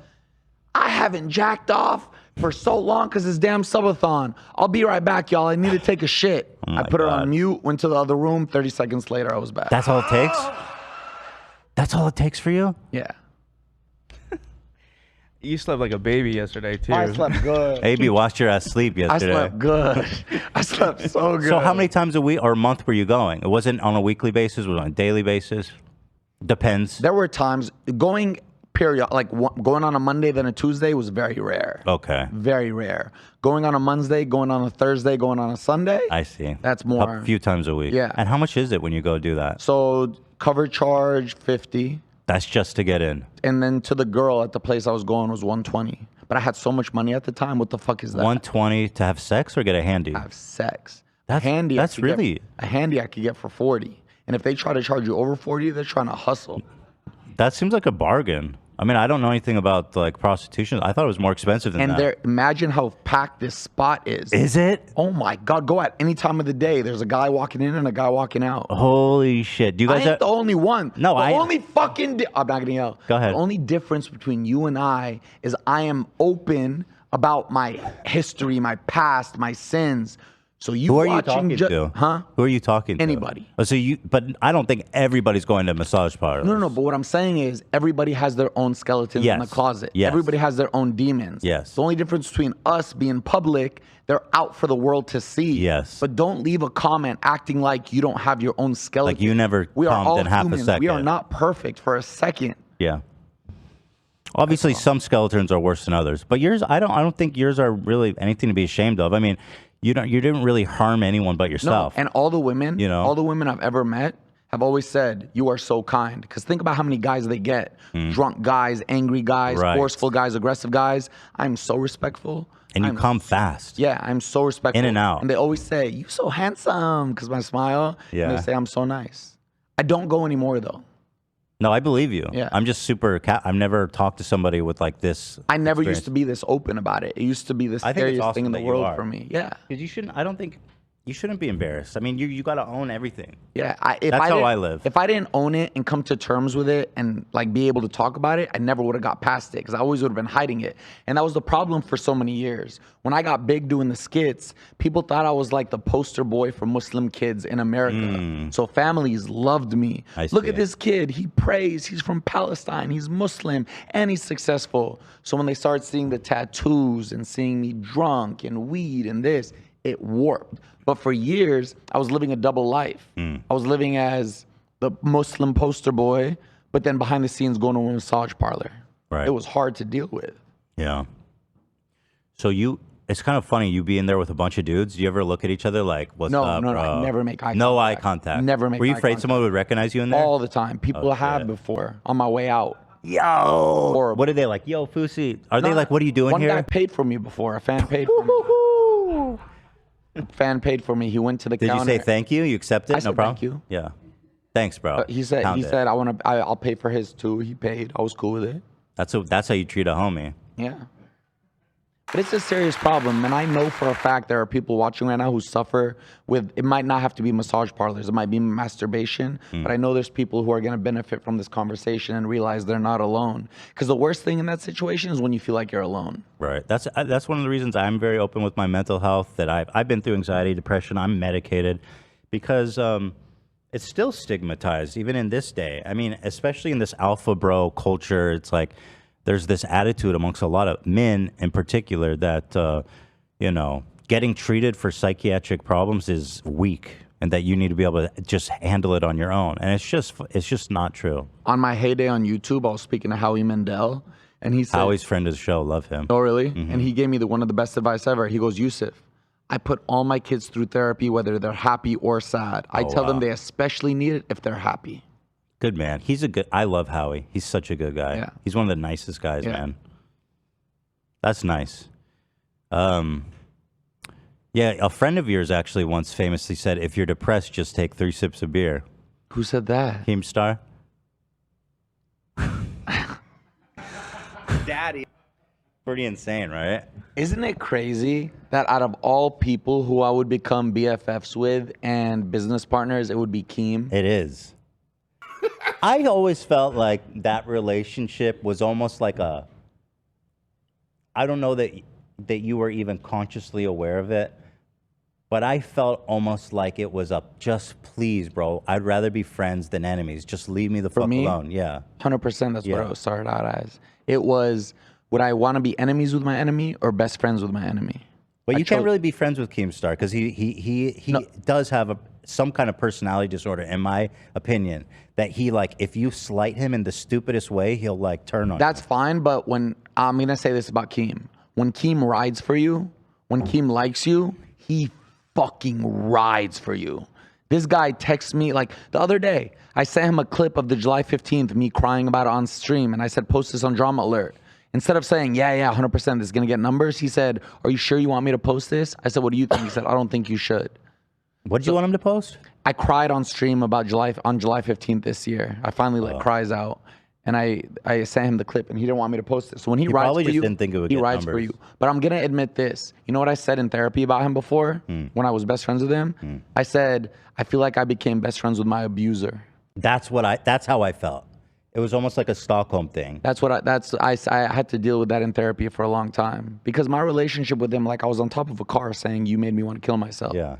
But I want to say Keem treats me really good and he really cares for me. He does. Yeah, until you say something just a little bit off, and then he tries to ruin your fucking life. I really don't think, even me talking about this on the podcast, I don't think he's gonna. No, I don't think so. You're not saying anything wrong about him. Okay, bitch. But anyway, I just thought that was funny. Not the greatest mental health advocate he is. Well, he knows depression's real now. That's what he says. Whatever. I don't really care about Keith. When are you getting in the boxing ring with him? That's not happening. Ever? Why would I even Come on. Why would I even shape. dignify that? That's just why would I even get in the ring with him? He's so irrelevant. But think about what it's gonna do for you. You're gonna get into the best shape of your life. That's good. Yeah, but I wouldn't do it with Keemstar. Okay. Maybe Drake. He's on my level. Maybe you could connect I'll me. get in the ring Yeah, too. can you connect I got me? a couple of words for him. Just a free for all. I swear. So okay, so your sex addiction seemed like it was more about the masturbating / handies, or were you sleeping with a lot of people as well? I wasn't sleeping with a lot of people. Yeah, okay. So it was a different than what thing, you yeah. think of. I know a few people who were sex addicts, and I don't think people realize how devastating this addiction is.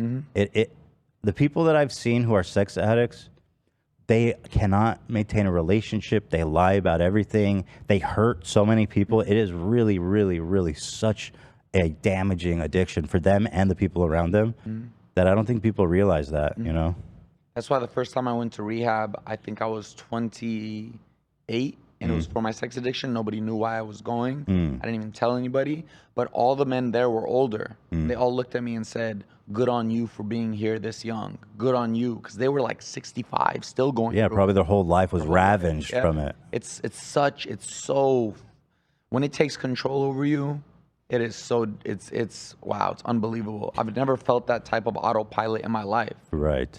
And so how did you get control of it? Years. Finally doing the proper therapy, finally understanding, why am I like this? I know I'm like this, but why? Is that how, when did you unveil that mom epiphany in therapy? Yeah. Were you like, oh, fuck, when you like kind of put it together? No, because I always like knew, but I just didn't piece it all together. But when I finally understood, and also by understanding it, what did that mean to little Yusuf? Like, go have a conversation with that little kid. Would you tell him what you're telling him yourself now? Right. I wouldn't. Of course. So you start treating yourself kinder. You start gentler with yourself. But also going to meetings helped tremendously. That's interesting. Because you get to hold yourself accountable. You're meeting with similar men, going through the same problems. You could be vulnerable. You could be open. You could be held accountable. And it just... You know, I have a good friend who goes to meetings regularly for alcohol, and he says the same thing, that these meetings are like I go to AA meetings too. Yeah. So to anyone listening, I think these meetings are really impactful for people trying to change. I haven't had sex in a year. What about masturbating? Not? Oh, well, you masturbated the other day. Last night. Yeah. But I haven't had sex in a year. Do you think you'd finish fast if you did? 100%. Yeah. Boom. You know what I used to say? Obviously, what I used to say to girls, "I'm just sorry, you're just so hot." Yeah. That's flattering. But then I started being honest and saying, "Hey, I finished very quickly the first time. Please bear with me." Well, what if you went and jerked off in the bathroom before? Hurt. It doesn't matter. Tried that. Doesn't matter. Tried that. Oh, I've tried everything. I've tried pills. I've tried numbing cream. I've tried bathroom. Condom, double condom, wrap it up. Everything. Wow. That's a really unique, interesting problem. She could blow on me too hard and I'd finish. Right. But when I get a wife... Like air, like not sucking, but like blowing. Air. Yeah. But when I get a wife, obviously I'm going to have to tell her about everything. And it's going to be the first thing I do tell her if I'm serious about her. Hey, I suffered from this. This is what I have. The first time we have sex, I'm going to finish very fast. I hope you don't judge me. I hope it's not like, I hope you're not upset. And I'll get better. And I know it'll be fine. So when you're in a long-term relationship, are you like normal or is it still short? Long-term relationship? Yeah. Normal. It's normal. Yeah. You can go have a normal session. Yeah. That's good. Yeah. Takes a while to get... Oh my God, my last ex? I was a porn star. Wait, how long does it take you to get to a normal place? I got to get familiar with her. Right. Not only on a physical level, but on an emotional level too. Once I get to know her and we feel connected, I'm much more... But my last ex, I was really good. There you go. See, ladies? Really good. Yeah. Why I got okay, that's good. I mean, I'm just fascinated because Thank you, you're AB. so open with this stuff. Yeah. You feel that, AB? Oh yeah. Good for you, brother. No, I'm. You guys have so much in common.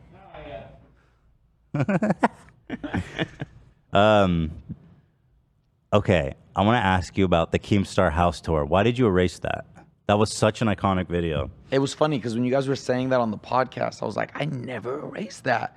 It was on a channel called Fousey, one of the 20 channels I made. That was the biggest mistake in my YouTube career. Not posting everything on one singular channel. FouseyTube would have over 30 million subscribers if I had done that. Because my biggest channel was actually Dose of Fousey, where I did daily vlogs. Never on FouseyTube.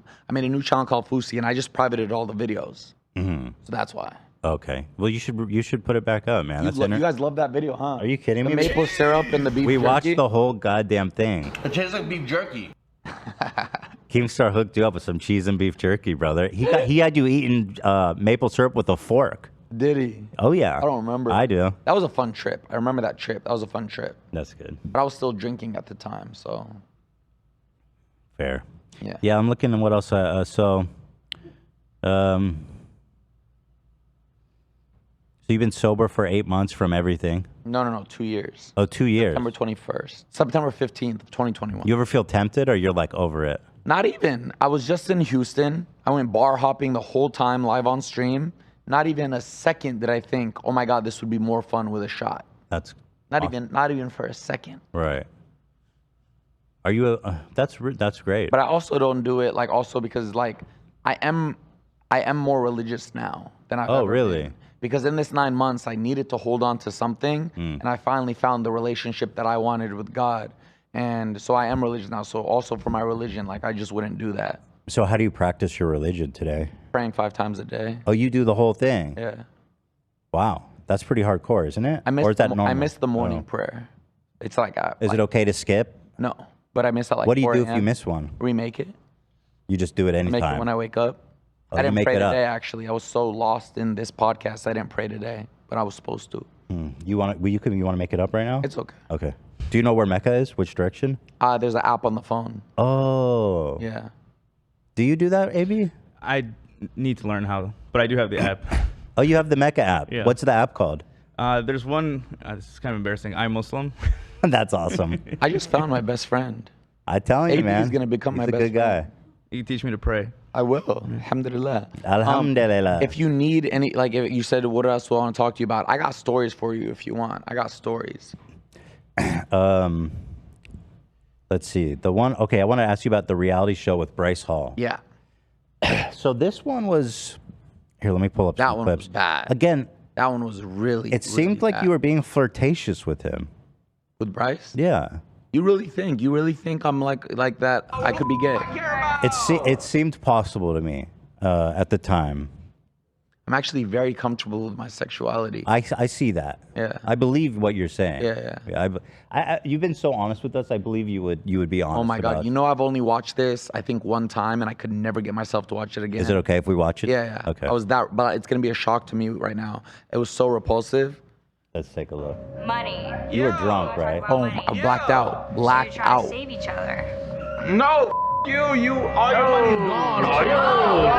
Why are you touching your girl, bro? That money. Listen, right here. Fousey, you can't put your hands. Don't do that. I'm blacked out. Don't do that. All right, Real- you guys are real- good. I got it. You don't remember this. No way. I sincerely apologize for even coming close to your face. I thought You didn't just come close. You like face pumped her. Like, don't. Oh, thanks, Bryce. I mean, you did it. Thank you, Lena. Okay. You said your apology. Do not touch her. Do not say anything. Just go, please. Thank you. I'm very sorry. You're good. You're good. Kind of awkward because we all came in here to like talk about the night, and Fousey just barged in and surprised us. That's so cap. I'll tell you the story. What really happened right now? I do remember what really happened with me coming in that room. Go ahead. So you do remember? Bits and pieces, but I remember this. I get a text from them. Car's coming to pick you up at 10 a.m. I get in the car. It's like it was supposed to be a 2-hour drive. Ended up being like a 4-hour drive. What do I do in the car? I text my then assistant, hey, where did you put the Fireball? She tells me. I get a gallon of Fireball. I start swigging. And I tell them all, oh, don't worry. I'm just getting a little loose for the show. I get to the show. They start doing interviews before people knew I was there. And every joke I'm saying, they're laughing. So I'm thinking, oh my God, this is great. More alcohol. Drink. We go in the house. I threw up, and then we go in the house. I take massive shots of tequila. Blacked out. But what I do remember this faintly. Everybody, all the cast was in the room doing one of those testimonials. Was it the first day? Yes, I had just got there. It was the first hour. They were doing a testimonial, right? And they were all talking about me. Producer comes up to me, hey, they need you in that room. You can even rewind this and see me first walk into this room and see that they're talking about me. I walk in and I'm like, and I walk up to them, and that's when that incident happened. And then Bryce Hall ended up. Let me go back and watch with that context. Watch. Rewind. Yeah. We got multiple colors. If you've been in college, if you're trying to go to Right college, after this. you can go to college. So you were the only drunk person there because you had been drinking on the way? They were drinking, but they had been there for a full 24 hours. Some people had already had sex. Wait, why did you come late?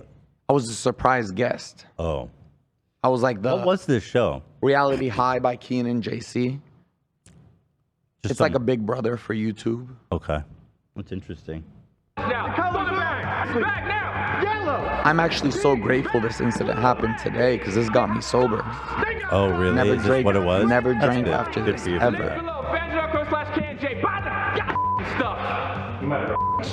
Anyways, Right here, they're all talking about me. entertaining is By the way, this guy's such a piece of shit. I fucking hate this kid.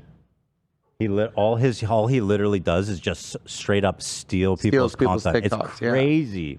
And when people confront him, he's like, "Bro, the reason people watch mine is because I'm just better at it than you." I was like, "Yo, it's crazy that people actually watch this guy. He sucks."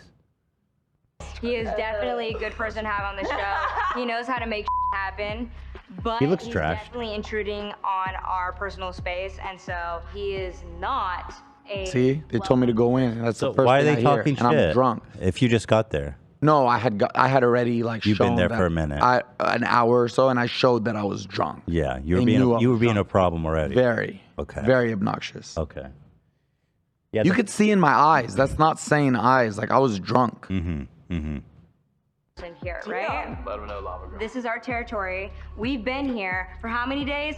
Feels like 2 weeks, but it's probably been what? 2 days? It's not even. But you know what? He does not have territory the way that we do.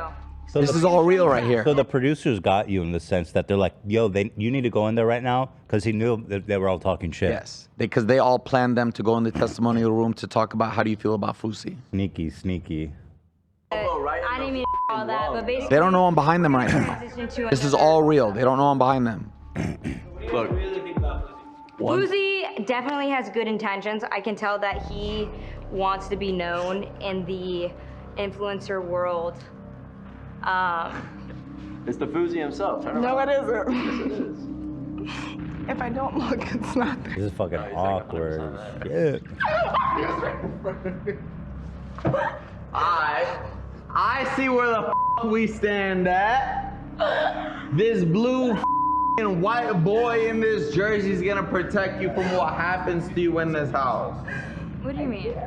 Are you good? You're such a fucking mess, dude. No, I'm protecting myself. She doesn't need protection. I'm protecting myself. She's a strong woman. We'll I'm watch protecting it. myself. What are you talking about? We'll watch it. When I take your money, we'll watch it. Oh, we're talking about money. Okay, we're talking about money. She ended up winning the show. Oh, she did? Yeah. What did she win? I don't know anything. Like I think 100,000. Okay. Money. Yo! You want to talk about money? Yo! So you're trying to save each other. No, you, all your money's Oh yeah, that was super out of hand. Were you an aggressive drunk? Never. No. Angry. Yeah, angry drunk. So the story about this, right? Bryce Hall knocks me out.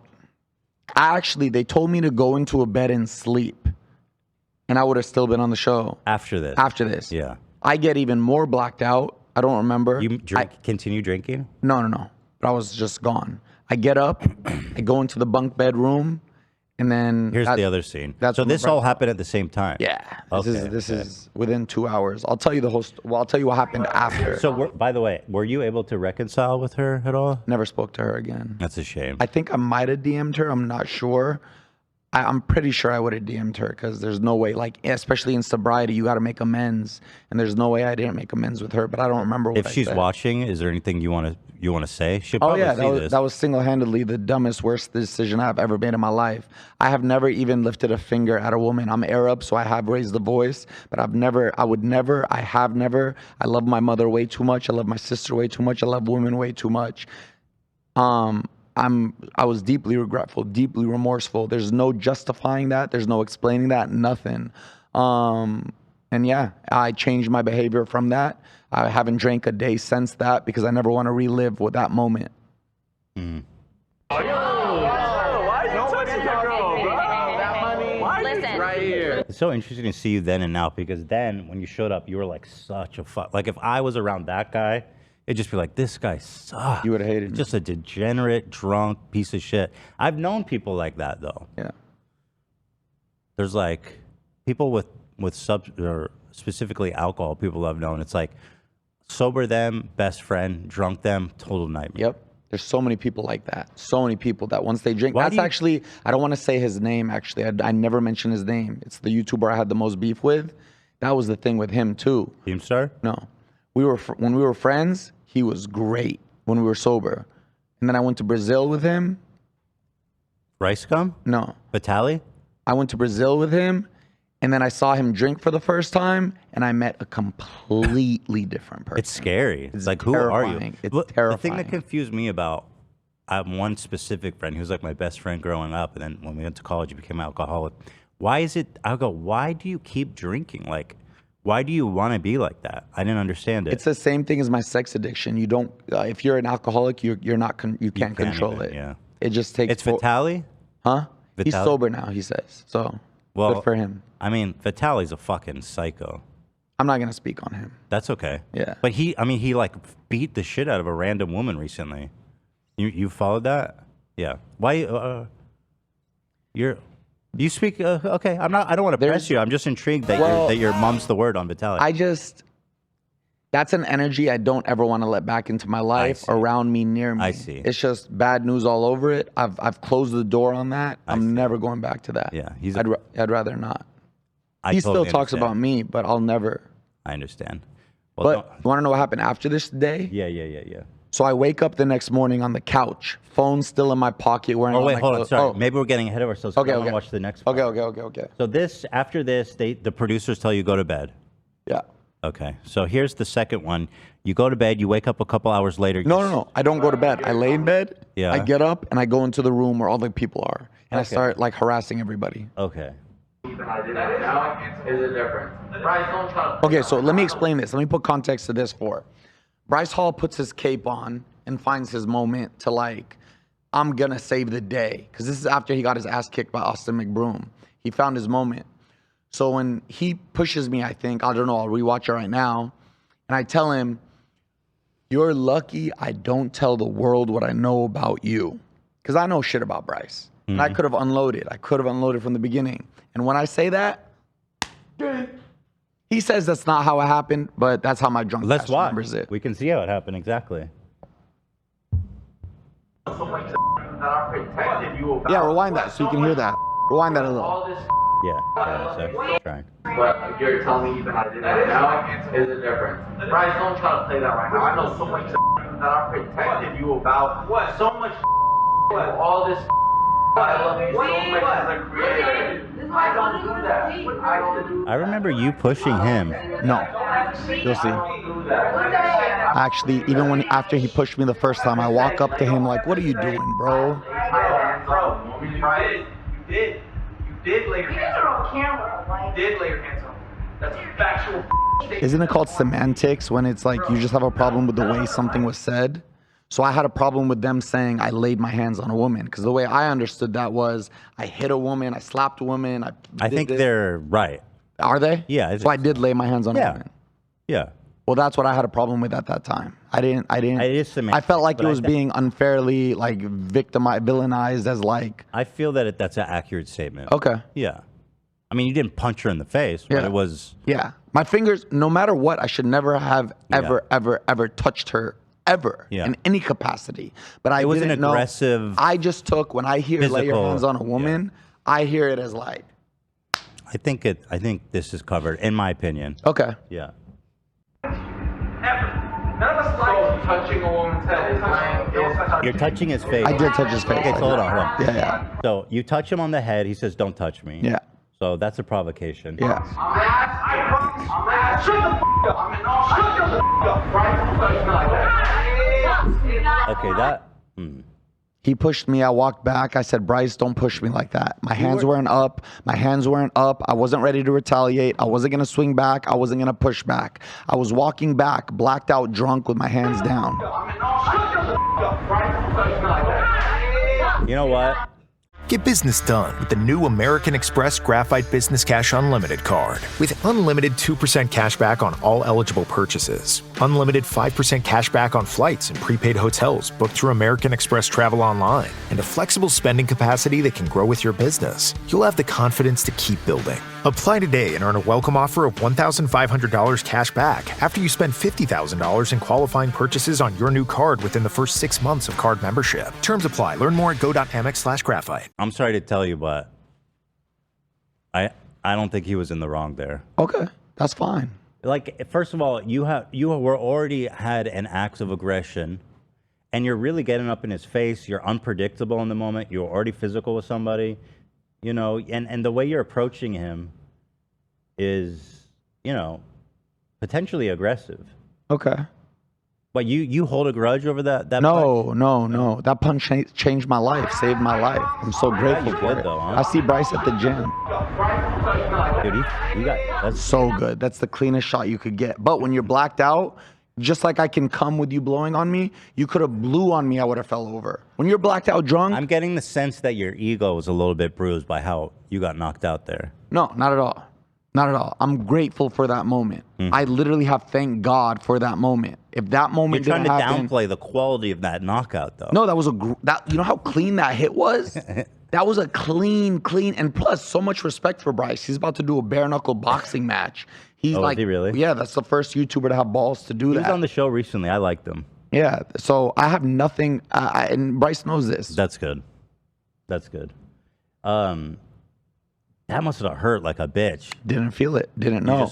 You were just lights out. So this happens. I wake up. You could play it if you want to continue playing and see what happens. I'll tell you something else that I got mad that he did though. Oh, damn, that was brutal. So he took a picture of me knocked out. Yeah. And sent it to. He was on FaceTime with Josie Canseco, and he sent it to her laughing like, "Look what I just did," and I didn't appreciate that. Sure, that's a little. So the next morning, I wake up from on the couch, phone still in my pocket, clothes still on, confused as shit. Don't even remember getting to the house. Yeah. Walk up to a producer. Yo, what's going on? Where's my bed? Yusuf, you were in a physical altercation last night. We're sending you home. Oh shit. What the fuck are you talking about? Physical altercation with who? Your face hurt? So much, and the back of my head from hitting the ground. Right. With who? Bryce Hall. What? Bryce? That's my homie. It's all good. We were drunk. Let me talk to him. We're good. No, we cannot let you see each other. Your Uber's outside. Wow. Sent me home. I go home, sleep that whole day off, and I knew I just put my hands on a woman. The word. How did you know? No, because they told me what happened. Oh, they told you. Yeah. So I go home. So I call my then manager at the time, Keemstar's manager, and I say, Keemstar's a manager? No, Keemstar's manager. Oh, you said Keemstar has a manager? What do they manage? His fucking beef jerky flavor? No. So then, what the fuck does he need managed? I call him and I go, John. Yeah. I say, John, I fucked up. I fucked up bad. So I tell him. John Scares? No. Oh. What happened to that guy? He's still doing videos. No way. I think. So then he goes, I know a guy who can fix this. When I hear that, I'm like, oh, I know a guy. Like, he's going to get me out of this. Yeah. He calls a guy. The guy, then they tell me, we're sending a therapist to your house. She's going to talk to you, tell her everything about your life, and then we're going to think of a plan tomorrow. She comes over. This is like a damage control situation? That's what I thought. Okay. So she comes over, she tells me everything. I tell her everything. Was this live? No. Oh, so you knew it was coming? I knew it was coming. Yeah. So my mind, think about where I was. So the next day I wake up, I called John right when I wake up. John, what happened? We were supposed to have a call. Yusuf, we had a call. Pack your bags. You're going to rehab in Pennsylvania. Now, at the time I thought, oh, going to rehab. I'm just doing this for damage control. Right. The guy John reached out to, I don't know if I'm allowed to say his name publicly because he's like a savior for everybody in the industry, not just YouTube. When Astro World happened, they called this guy, the Astro World incident. This is the guy, like the guy. And he's been sober for so many years and he believes in sobriety. When John called him, and this made me respect John so much as a manager, John didn't tell him, my client put his hands on a girl, get him out of this situation. John called him and said, yo, I've been managing Yusuf for X long. Every time we've drank, he's gotten into problems. We were just at the Jake Paul fight a couple of weeks ago, and 5 feet away from Dave Chappelle, he almost fought a fan for like messing with him. I always got in trouble when I drank. So Jed, the guy, said, I'm gonna get him sober, but he has to want to help himself to get helped. I go to rehab, I turn my phone in, not even knowing what to expect. The best 30 days I could have ever experienced in my entire life. That's really nice that your manager actually was looking out for your welfare in that moment. Yeah. Like, he doesn't manage me anymore, but that has nothing to do with that. That actually made me respect him. He was there in a big way. And so how long from this happening to it being aired? What was 2 months. 2 months. Yeah. And so did you know it was coming when it was uploaded? I did, but at the time I was so like grounded in my sobriety. The analogy I said in rehab on day 30 when I was leaving, so I was saying my goodbye, the way I see it is I'm standing in the middle and there's a fire around me, meaning the comments that are coming in, but I don't have to feel the burn. Meaning I don't now that I've come to terms with that incident, now that I admit that I was an alcoholic and needed to be helped, nothing anybody can say about that moment can hurt me. Is that true? That got me through it. Because I'm sure a lot of people had a lot to say after seeing that. Yeah, and it got me through it. Because I was sober, I was going to meetings, I was working out. That's what got me on my workout grind. I was working out every day, I was bettering myself, eating healthier. I quit vaping, I quit massage parlors, I quit alcohol, I quit weed. I was finally once walking the walk and talking the talk.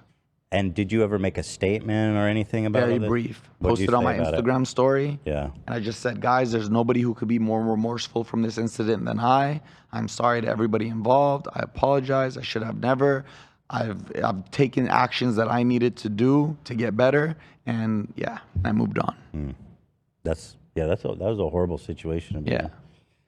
But in the career of Fousey, it's like, what do you expect? You know, every year there has to be something. Right. That was it for that year, because my year was going good.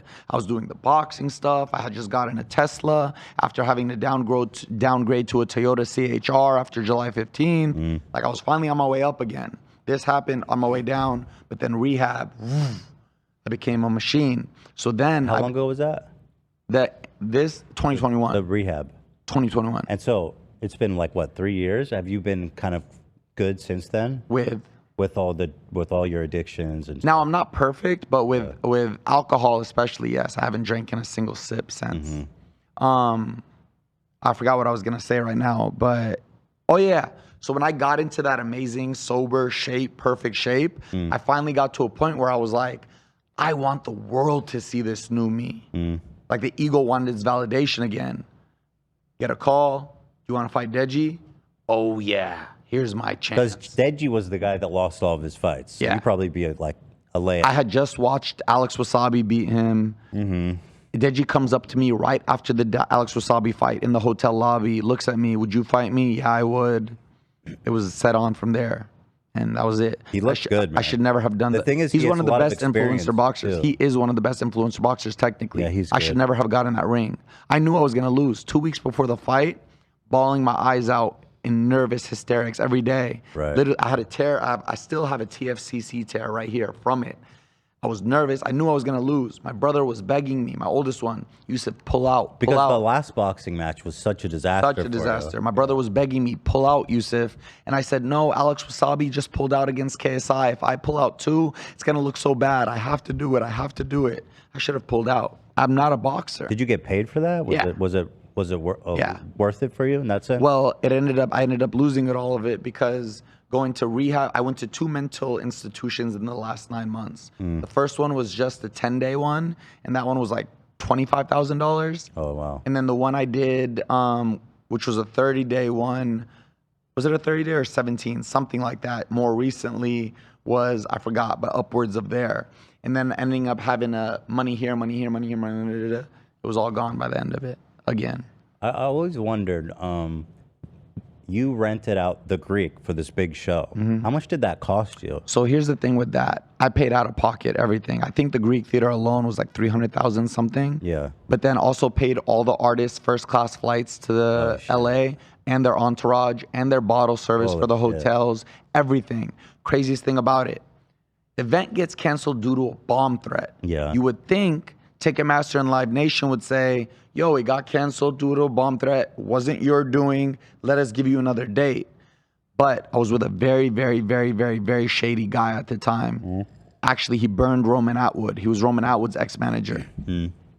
I think that they gave him back a percentage of it or a portion of it, and he just left and never said anything. So how much money were you out on that whole After all, event? July 15th, I lost well over $1 million. Wow. Yeah.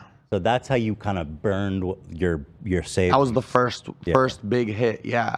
And then after that, obviously, my career's flatlined. And nothing came of that, really. It was just a total Just disaster. bad publicity. Yeah. So then That's a hell of a way my to career spend a million. flatlined after that. Yeah. So at that point, it's like, what are you to do?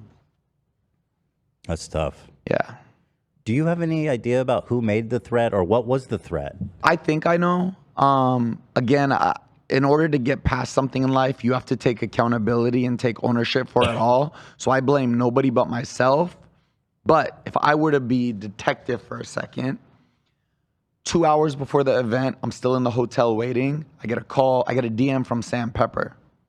Sam Pepper? Sam Pepper. And he says, yo, Fousey, everybody was talking about the event. Yo, Fousey, can I come to your event? Of course, brother, because we were beefing. Of course, brother, this event is called Hate Dies, Love Arrives. I'd love to have you. Sam Pepper's live streaming. Put 2 and 2 together. How You think maybe it was one of his audience? 100%. I think so. I could be horribly wrong. I'm just I think confused so. because, like, if it's that easy to clear a whole fucking venue, wouldn't it happen every day? It'd be some little shithead that calls Can't bomb believe threat. it. Unless some hierarchy Illuminati person was like, we're not going to let this event happen. He's Palestinian. I don't know. There could be so many conspiracies. You believe that? What's crazy is... You believe that's possible? Oh, yeah. Why would would there be someone that wouldn't want you to have the event? I don't know. These are all just, I'm not saying these. I don't want people to take No, these. unpack it. I'm curious where your mind's at. It could just be, a Palestinian Muslim has this much energy and control and eyes on him. Like, that's not good. Surely there's other... Bro, in this industry, if it wasn't for Rami and Mo Ahmed recently, we have nobody. We have nobody. What the fuck? Being Muslim in Hollywood, you know how scared I was to be a Muslim in Hollywood? That seems far-fetched to me. I promise you it's closer than you think. Our representation from the show Rami and Mo Ahmed is new. Very new. So, but yeah, the thing I was always confused about was like, was it credible? Do you know what they said, who they talked to? I know Did you ever nothing. You didn't get I was in the Uber. I'm on my way to the event. I get a call from my then ex-girlfriend. She's crying right when I answer. Baby, what's wrong? Somebody called in a bomb threat. The event is canceled. That's all I ever heard of it. That's all I ever got. Never spoke to a police. Never spoke to anybody. Nothing. That sentence right there was the death of my life. That caused everything. That's crazy. Yeah. And you didn't charge for tickets, right? They were free? Gave it free. Nobody got hurt by this event but me. Yeah. Nobody bought a single ticket. I didn't scam. I didn't do nothing. I gave out 5,000 free tickets. There were 75,000 people watching on the live stream before it even started. DJ Khaled is Palestinian, I think. Yeah. He does massive shows all the time. Yeah, but... Hassan Minaj. True. Yeah, but all this representation is Zayn new. Malik. All this representation is new. We DJ didn't Khaled?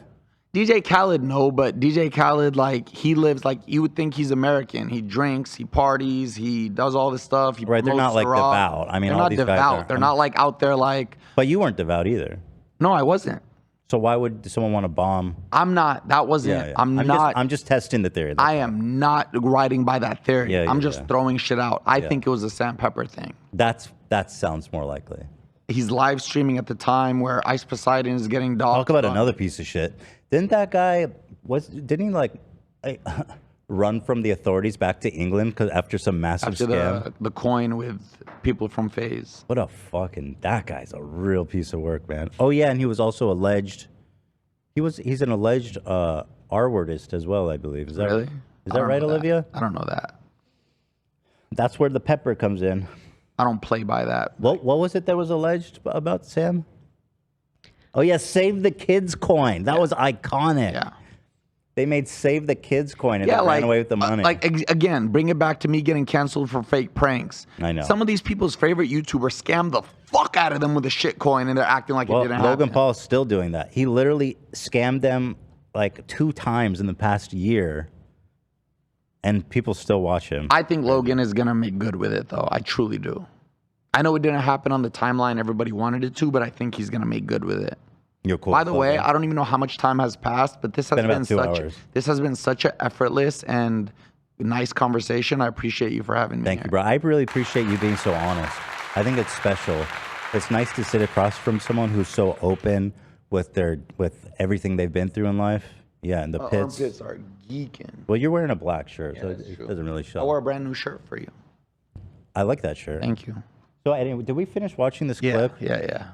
basically I get knocked out, and then I forgot what they. 2014, a fan uploaded a video accusing Sam of R-wording her, and a few more girls came out as well. Damn, that guy sucks. This guy stinks. He sure does, and that's putting it mildly. I feel bad. He DM'd me recently telling me to move to Kick. Dumbass. Can I talk about the subathon? Sure. 19 days ago. Yeah.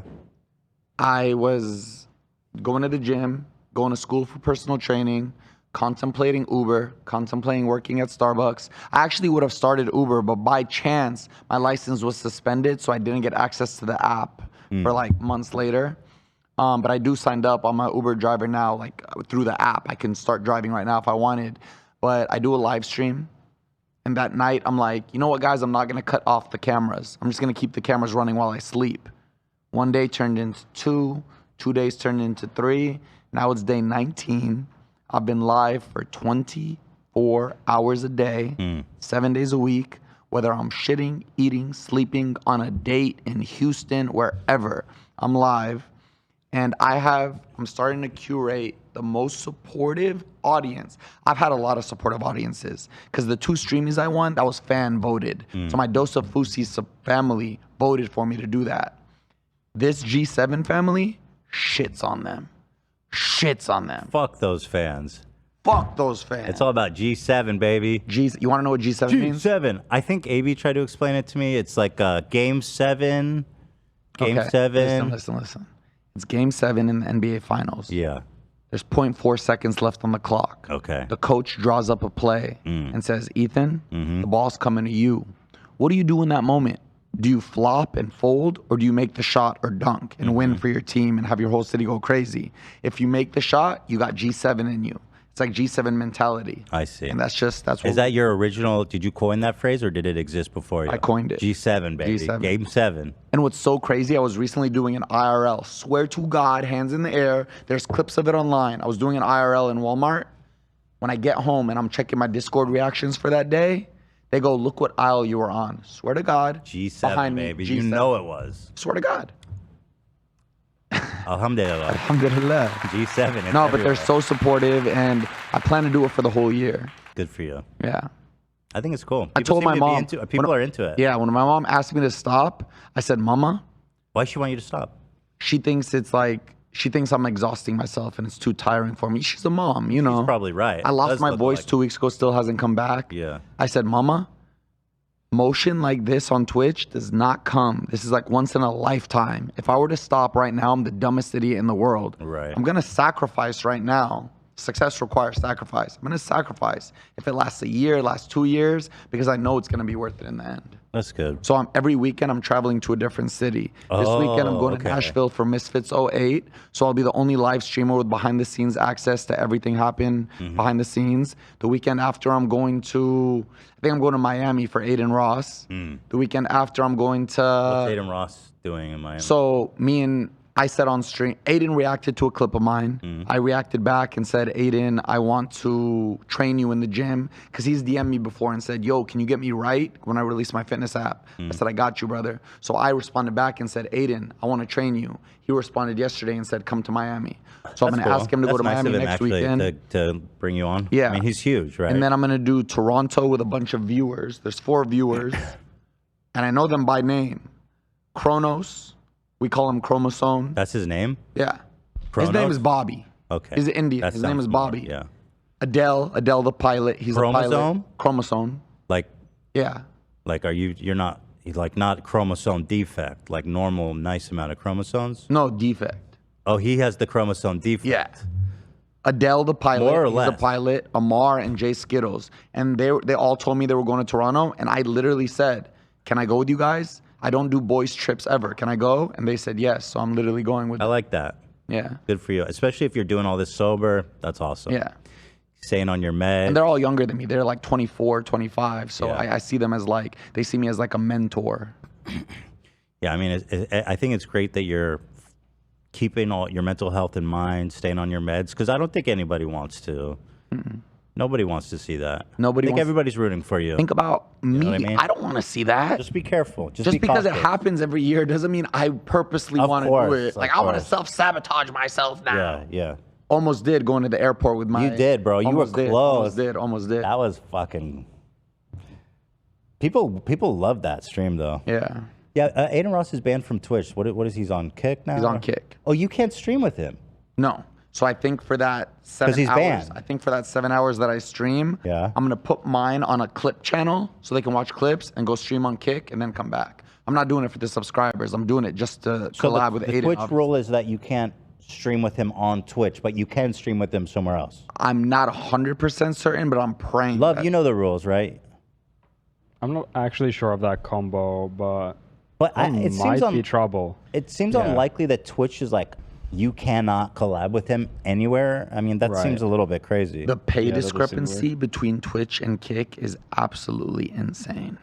Yeah, but Kick is funded by like dark money. You think so? Oh, for sure. It's literally funded by a crypto gambling casino, and I mean, it's literally just a front. But don't they have to it because of circumvent- stake? Say what? Like, don't they have it? Don't they have the money because of stake? Oh, they have the money. Yeah. Oh, they have unlimited money. I Yeah. mean, Stake or Kick as a website is literally just a front for circumventing Twitch's gambling rules. That's literally the only reason it exists. I see that. I definitely see that. The one reason, like, if I were to ever get a Kick deal and they ever said you need to promote gambling, I'd have to turn it down because religiously I can't promote gambling. Yeah, I wouldn't say no. You know, get paid, but I know, dude. Those guys are scum. We'll see if a deal comes in. Are you in talks? I DM'd Aiden. He said, "Let me look You into might be this able to. for you." Okay. Yeah. Nice. 70-30 split. Hell no. Oh wait, Twitch went Twitch back takes to 70. 50%. Wait, Twitch went back to 70-30. They're introducing a new program that's coming in a few months at 70-30. Oh well, right now they take 50. That's how it's always been. And then at a certain level, you go up to 70-30, right? Yeah, I don't know what's the deal with Twitch. They really fucking. I blowing do it. 70-30. I told them, I'm not like I didn't start. YouTube 70-30 from the beginning. Yeah, I didn't start this for the money. So even like people always say, go to Kick, you would make 50% more.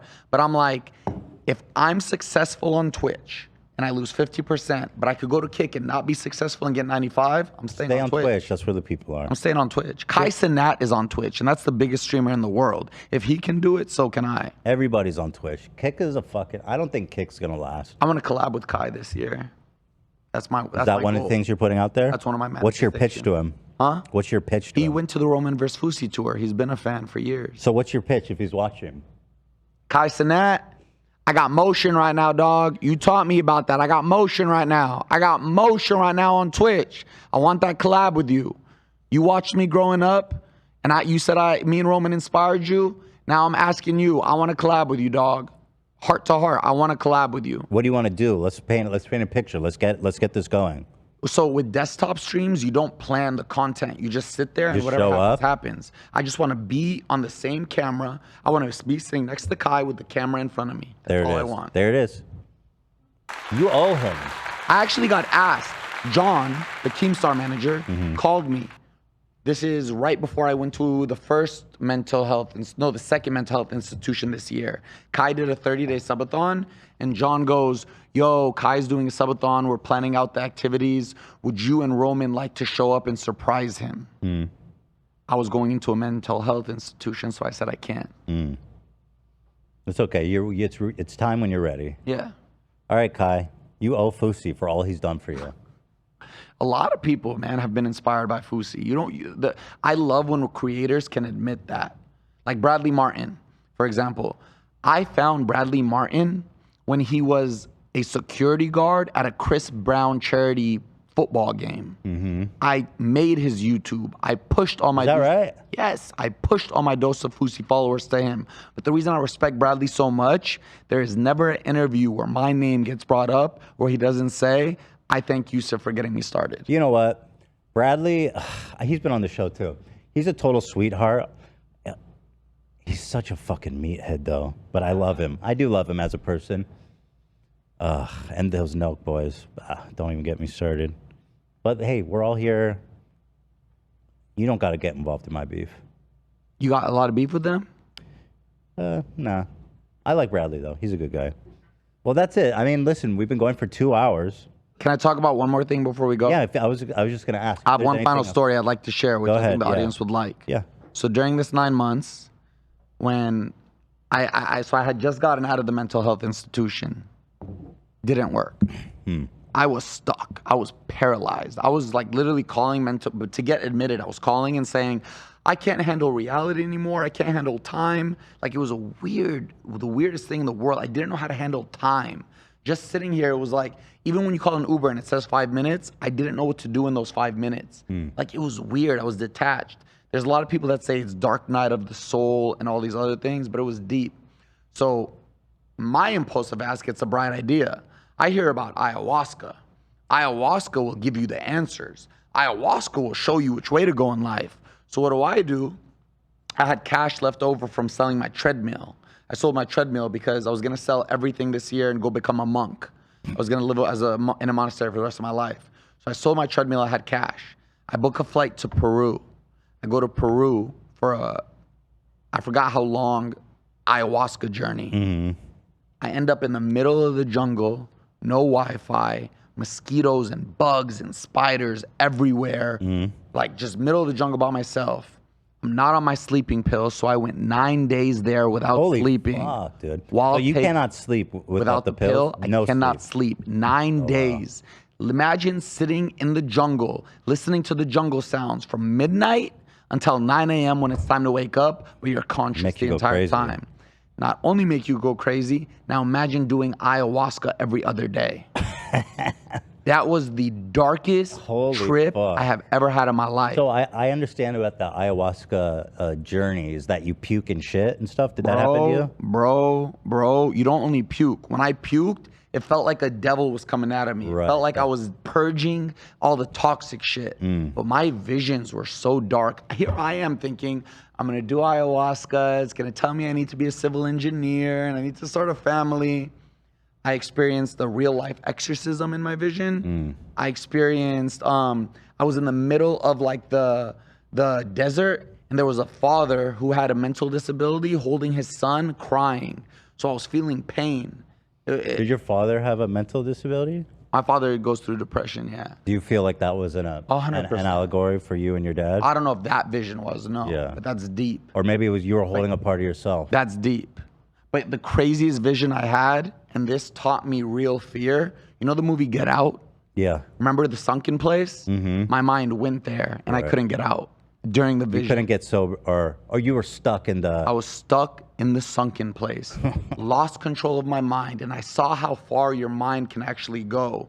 And I thought about, you know when people go crazy and they're officially like in a room with wearing a white thing?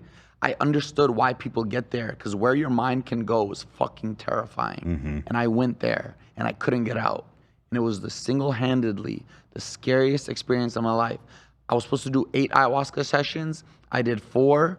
One night when it wore off, I'm in the middle of the cabana, the bungalow. I'm texting my sister and that guy I talked about who's a savior and my therapist at the time. I'm not making sense. Help me. I need to leave. Do they even I'm know dying. where you are? Haven't slept for 9 days in Peru. Get me home. But it's all misspelled, not making sense. Got on a flight, went to my sister's in Philadelphia, started my real rehabilitation. And that's where I am now. Wow. Craziest 9 months of my life. The first time you did ayahuasca, were they worried about you during that time? Who? The ayahuasca people. They didn't know. The journeyman or whatever. No. They didn't even know. No. Because I thought the whole point was that they're supposed to like guide you. They do. They have shamans there, but the shamans are like playing music and singing these angelic chords to you. You wouldn't believe the sounds coming out of these people's mouths. It's in a different language, but it's scary. Like when I said I was leaving on day 4 and not day 8, they said we have to like, you can't just leave. That's dangerous. Right. They had to like, he had to drink something, spit on my head, tap my head, rub it on me, do a prayer. Because I was bathing in plants every day. It's called plant medicine. They would give me this plant, and they gave me the strongest one because of how severe I told them my story was, and I had to shower in it. Like it felt like I was doing some dark, scary shit. It wasn't just the LA ayahuasca where it's like, let's all get together and do some aya. This is real Peruvian ayahuasca in the jungle with real life shamans. This shit was dark. So the first time you did it, was it immediately bad? Horrible. And then why'd you do it a second time? Because I got told it would get better. I got told by the guy, by next Wednesday, you're gonna start feeling better. You have to rid yourself of all the toxic in your life and all the toxic you've acquired over the years to be able to accept the good.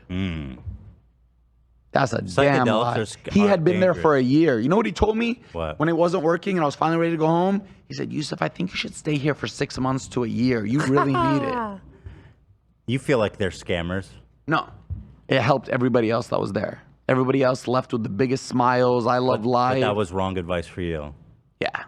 I didn't even research it. I didn't know what ayahuasca was. Psychedelics are dangerous, man. If you're not mentally in the right place, it doesn't matter if it's ayahuasca, acid mushrooms, you'll fucking go to a dark. And one night, my ass, so addicts always want more. One is not enough. Yeah. So one night, knowing how bad it was, this was day 3, I took 3 shots of ayahuasca. Oh, you went hard on it. Some girls there take half of 1. I took 3 full. And what was your logic there of going so hard on it? Maybe I'll get to where everybody else is I getting. need to get more fucked up. Yeah. The right window treatments change everything. Your sleep, your privacy, the way every room looks and feels. At Blinds.com, we've spent 30 years making it surprisingly simple to get exactly what your home needs. We've covered over 25 million windows and have 50,000 5-star reviews to prove we deliver. Whether you DIY it or want a pro to handle everything from measure to install, we have you covered. Real design professionals, free samples, zero pressure. Right now, get up to 50% off with minimum purchase, plus get a free professional measure at Blinds.com. Rules and restrictions apply. That's an addict's mind. More. Right. Never that's just scary. one. It's never just one. And do you remember any of the other visions you had other than like the dad holding the... The dad holding, I remember that one. Oh, I do remember another one, but it was a weird one. The exorcism, that one was terrifying. What was that? Like I'm in a house in the middle of nowhere and I'm really watching a girl like... You were watching someone else get exercised. Get exercised, yeah. But I'm there. It's scary. Like I feel it. I feel darkness. I feel it. But the craziest vision I had, it was weird. And I was like, is this my answer? And it was this constant voice in my head. I saw my parents a lot. And it was like, the answer to life is move in with your parents, take care of your mom and dad, worship the ground your mom walks on, do everything she needs you to do, get married, get a regular, respectable job, whether that be Uber, Costco, wherever, and just live a normal life. Pray to God 5 times a day. This life is short. The next life is forever. That's not crazy. But it's not crazy, but it was just so like, and I asked myself, like, is that the answer? But the sucky thing about Aya, like any other psychedelic, while you're under, you feel it. And it's like, yes, once it wears off, you think that's going to stay with you, you're back to regular shit. It didn't, that experience didn't stick. That one didn't, but that's also, but like the relationship with my mom, it did. I treat my mom like the queen she deserves to be. She's the love of my life. I love her. I call her almost every day. My father, not so much. We don't have a good relationship, but that's because he doesn't know how to be a father. By in American terms, a father. Your mom and dad live together? Yeah. And so that's interesting that there's a rift between you and your father, but while you and your mom are so close. Yeah. And my mom's religious, my dad isn't. Oh, interesting. Yeah. He's like totally reformed, like atheist? I wouldn't want to say that. I would feel so sad to say that's my father, but I hope he turns to Allah before. Why is it that him being an atheist would make you sad? As a Muslim, it's just you can't. That's the worst. That's the worst. Yeah. Because he's rejecting. To deny God when it's the worst you can do. But is that how you feel about atheists in general? I personally have nothing like. I don't ask people about their religion, the color, like their nationality, what language. I don't give a fuck. Yeah. I meet the person. Do I like that person? Cool. You could be an atheist, and I don't want to say this, and like I said, the I am gay line and get it misconstrued, but also in the same vein, you can be non-binary, you could be gay, you could be whatever. I don't give a fuck. It's just that he's your dad. He's my father. Yeah. And you want the best for your father. And my religious belief system says that if he dies not admitting that there is one true God and Muhammad is his prophet, it's not going to be good for my father in the afterlife. And you believe that? You're like, I do. Yeah, you're in. Okay. I do. It's interesting. I was so, by the way, this is the first time in my life I have ever said something like that so publicly. I used to be scared of my religion. Like the fact that I'm Muslim and feeling like people wouldn't accept me It's pretty intense. It's a pretty intense statement. Yeah, but I try to I pray on stream because it's 24/7, and I tell them, I go, guys, I'm live 24/7. I have to pray in my life. I'm not trying to sway you, convince you. I'm not one of those people. Yeah. I'm not like, I almost said George Janko going around telling everybody why Jesus is king. No disrespect, but I don't try to put my beliefs onto anybody. I don't know enough about the religion. I think it's cool. I think representation of regular people who are Muslim, I think is good for people to see. Because and for the first time in my life, because my entire life of being Muslim, such a farce. Such a farce. You didn't believe it. No, I was like, or you didn't think about I almost it. said another YouTuber's name who's 100 times worse than me, Muslim on camera, but you should see him off camera. And I was tired of doing that. And now, like, alhamdulillah, I do pray. Alhamdulillah. Adam Sella? Huh? You never asked me this whole time. You heard every word I said. If you had a best friend who was an atheist, would you worry about them? Or do you kind of just, like, what's your focus? I'm curious. If I was his best friend, already, why am I going to care? If you were his best friend already, why would you? Like, if I was his best friend, that means I like him as a person. Yeah. I like his morals. I like his values. I like who he is. Do you believe that, like, a Christian, a Jew, and a Muslim can all be right in their beliefs? Or is it just Islam's the only way? No, they are right in their beliefs. And that's a question that I asked my mom when I was younger, when I was trying to understand religion, because of how it was introduced to me. Right. I said, Mama, just like you're telling me you're right, the Christian mom is telling the Christian kid that he's right, the Jewish mom is telling the Jewish kid that he's right, the Buddhist mom is telling the Buddhist that he's right. How do we know who's right? She said, that's where faith comes in. So I don't mind. They can all be right in whatever. I have my own beliefs. That's to nobody else.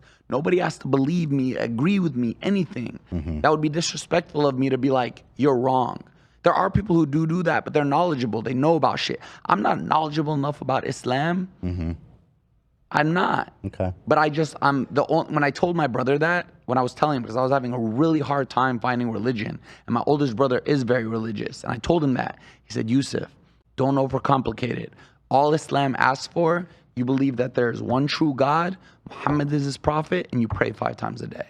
Nice. Start from there. That's it. Work your way out. That's it. Good. I'm glad. Thanks for giving me the platform to say that, by Thanks the way. for coming on, but of course. I think, like I said, I think it's good. The representation of, like, it's good. I mean, the Islam as a religion is just so fucking,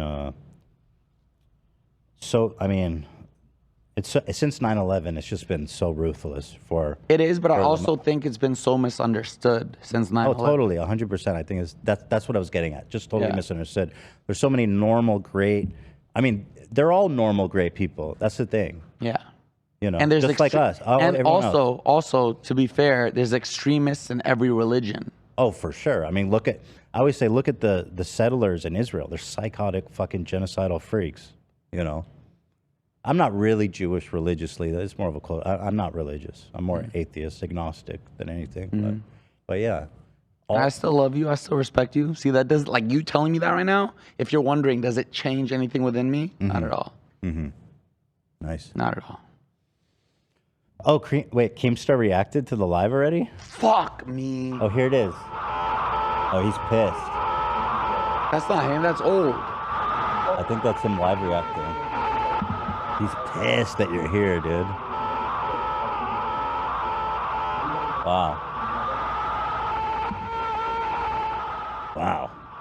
He's sorry, angry. Keem. I'm sorry, Keem. He's super angry. I'm sorry, Keem. Get it out, Keem. I'm sorry, Keem. Get it out, brother. I'll get you beef jerky and maple syrup. I'll make up for it. Am I allowed to shamelessly plug before I leave? Please do plug.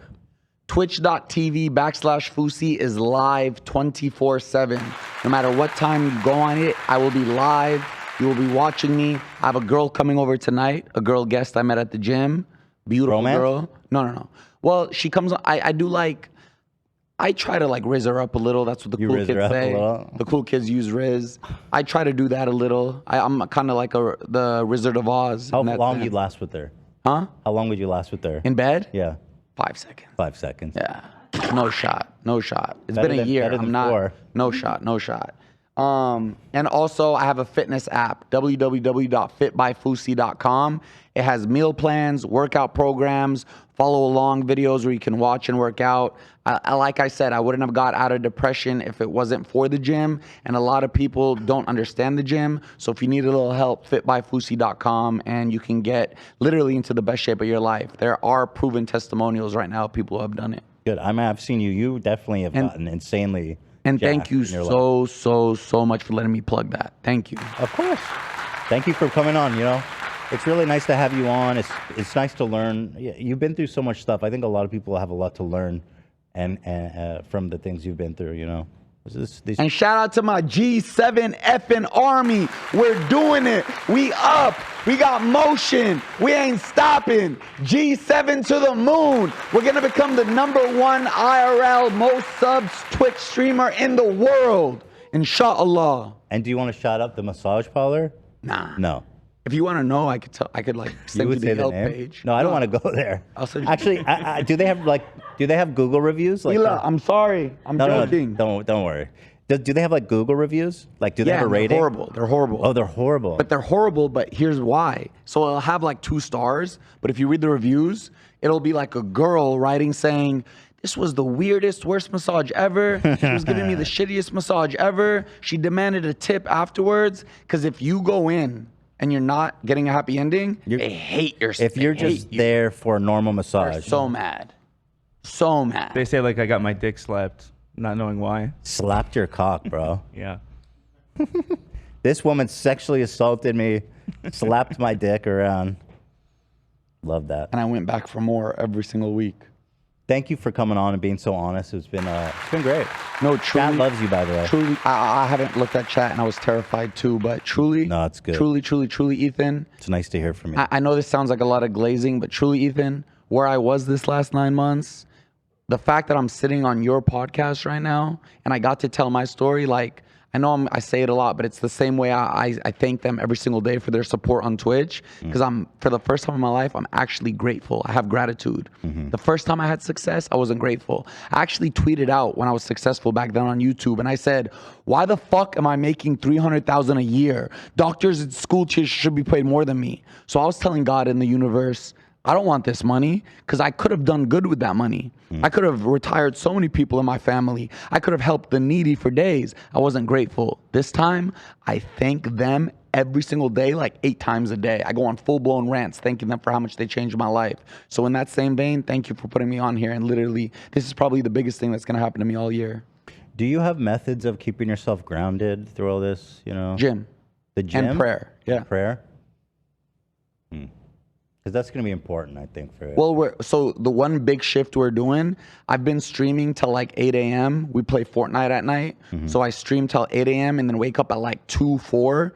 Last night we slept at 6 p.m., woke up at 4 a.m., went to the gym by 6 a.m., went home, showered, took my dog out, and now I'm here. So we made a rule. We're going to start sleeping early and waking up early. There you go. Yeah. They're helping me. They help me like steer the shit. There's one other question I wanted to ask. It's all coming to me. How much money would you say you made over your career up until like you lost it all at the Greek? I don't know the exact number, but I'd say like over the years, like with all the spending, because I was spending so much. Like my monthly charges on my Amex were like 30, 40,000 a month on a low day, on a low month. Well over 7 million, I think. So you made over 7 million, and what were you spending it all on? Massage parlors, but that wasn't the big crux of it. I bought 2 Ferraris. I bought a Range Rover SVR. I bought Rolexes. Watches. My teeth cost $100,000 now. Wow. Grills, designer. Like I would go to Louis, Gucci, everything, thinking that material shit meant to shit. This is fake as shit. So if you guys are thinking this, saying he's talking about humility and he's wearing a chain, I was just in Houston, live on stream, went to a diamond checker, and he said it's fake as shit. This and this, they're not real. Did you buy them thinking they were real? No. I know they're fake now, but now material shit doesn't mean jack shit to me.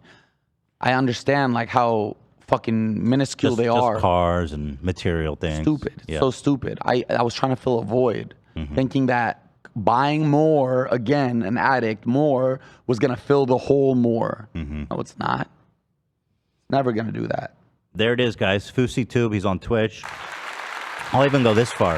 If you guys watch this show and you don't use Twitch much, you can sub to Fousey for free if you have Amazon Prime. Thank you so much. You know what I mean? It's easy. We got 20,000 subscribers in 19 days, to the point you got people like Ethan at first saying it's fake. People tweet me every day. There's no way a person who averages 2,000 to 4,000 viewers has 19,000 subscribers when your Rage and Phantom and Agent have 24,000 viewers, but you have more than them. Mm-hmm. But dang, G7. I'm just kidding. I love you, Agent. I love you, Phantom. I love you, your Rage. But the one thing, so you can go to a website and see how much are gifted. Like something like 90% are gifted. Of mine are gifted? Yeah, that's why I'm so scared. Does that make you nervous? Very. Because like after a month, maybe they all go away. Very. But even, I mean, what's 90% of 20,000? It's still a decent chunk. Regardless, or 10,000. regardless, 10%, still 3,000. So what I'm doing, I'm preparing myself for that already. I'm not setting expectations that this is forever. Mm-hmm. I will still be so grateful for what they did get me to. And I'm sure, like, regardless, if I had 3,000 subscribers a month, all I want, people ask me like, do you want money again? Do you want this? I don't want supercars. I don't want jewelry. I don't want clothes. But I want enough money to be able to go, because in my culture, you have to speak to the girl's father. I want enough money to be able to go up to a girl's father and say, I want your daughter's hand in marriage. And when he asks me, can you financially support her? Say yes. Did Lena's dad ask you that, AB? It's sort of. He's a man of few words, but we did have to talk to a sheikh and give a monetary value if we were to get divorced. Oh, dude, I had to do that too with the really? rabbinite in Israel, because me and Hila got married. And I thought that was so weird. We had a marriage contract, and there was like, if you guys get married or divorced, you have to pay her such and such amount of money. So you guys do that shit too, huh? Yeah. Yeah. All I want now is to be able to get married. And What if have you're children, broke? Or I have mean, what if children. you're just like a normal dude who works at a I restaurant? was broke as fuck. I had like $50 in the bank. So I don't understand money. I'm not financially literate. So I would ask my brother and sister when I was about to work at Starbucks, how is working at Starbucks going to fund my lifestyle? It's impossible. Obviously, you have to change some things around. I can't be driving a Tesla. I just got a brand new Tesla. So when did you get the Tesla? 2 days ago. But now why I got it? Yeah. I leased a Tesla Model Y 2 years ago with the intention, I'm still going to be doing good in my career. When this lease is over, I'll buy the Cybertruck. Cybertruck never came in. So I said, okay, I'll buy out this Model Y. It's perfect. Cheap payments, everything's good. Tesla has a rule. You're not allowed to buy out the Model 3 or the Model Y. You have to turn your leases in because they're going to reuse it. They're going to make money off you. They're not letting... Because there's so high demand for it? Yeah. So because of that, I had to turn in my Tesla. Now, once you go Tesla, you are not going back. So you went from Tesla to Tesla? Yeah, I'll never go back to a gas car. There's no way. A Honda Accord would have made sense. A Prius would have made sense. I can never see myself going to a gas station and putting gas in my car again. But is this a humility issue? No. Because how much is the monthly payment on that? On my new car? Yeah. 940. Because that's pretty high. Well, my last one that I've been driving for 2 years was 870. So you see it as just a transfer. Just a transfer. Although you had and now I own the car. I bought it. You so bought this is this going to be car. my forever car. Right. This is mine now. I'm not leasing. Okay. And I'm proud of it. And I know I'm going to work hard to sustain it. My dad said the same thing when I was driving here. My brother, everybody in my family is telling me the same thing. My dad said, Yusuf, you just bought a $67,000 car. Like, don't be stupid this time. Because my dad was the #1 advocate begging me not to buy the Ferraris, and I didn't listen to him. But I said, Baba, my payments were this much. Now it's this much. I promise you, I got this. So, and that's the only big purchase I have to make. Everything else stays the same in my life. Well, it's too late now. It's not like you can return it. Yeah. But I wouldn't have gone for gas. There's no way. You don't drive a Tesla? No, actually, I returned my Teslas, but I have electric. My Ela has a Porsche, and I have a BMW. Okay. Why'd you return your Teslas? I personally think Elon Musk is I don't want to support him. Okay. Financially, and also, as much of a reason as that is, I'm really curious about all the EV tech coming out. Like all these brands, all these car companies are coming out with these amazing electric cars. The way I see Tesla is like, it's like the Apple of the shit. It's like, if you're going to go electric, I just see it as Well, Tesla. they were the only one. Yeah. So now, But it's so good. Volvo- Superchargers, God. Oh, my car, dude, my car charges at there's a Electrify America is the charging stations that's for non-Teslas. It's owned by Volkswagen. Oh, really? Dude, my car charges in like 10 minutes. It's faster than Tesla. 10 minutes? Dude, it's insane. That's like I faster go than in, use the Tesla. bathroom, I come back, it's done. That's faster than Tesla. Dude, it's mind blowing. I didn't know that. Because Tesla, they upcharge you for the faster charging. Yeah, they do. These guys just included the Porsche and BMW. Wow. It's just included. Wow. So the technology is really cool, and I'm just really curious about what else is out there. Also, though, Yeah. I said I had a Tesla for 2 years. I didn't drive my car for 2 years. Why? Tesla drove itself. Okay, don't rely too much on that. I mean, my eyes are on the road. There's a lot of people blowing up on the road. Eyes are on the road, but it drives itself. On the I've freeway. I've gone from LA to San Diego and touching the steering wheel just off the exits. Right. On the freeway. Yeah. Yeah. It is fun. By the way, my BMW has the same shit. That's what you think. You think that Tesla's got the corner on all this shit, and they did for a long time. But these guys who are working on it now, these are like car juggernauts. Yeah. These people know what Well, the at fuck least they're we're on doing. the same page. I think electric is where it's going and where it's going to be. Yeah, I agree that I would have a hard time.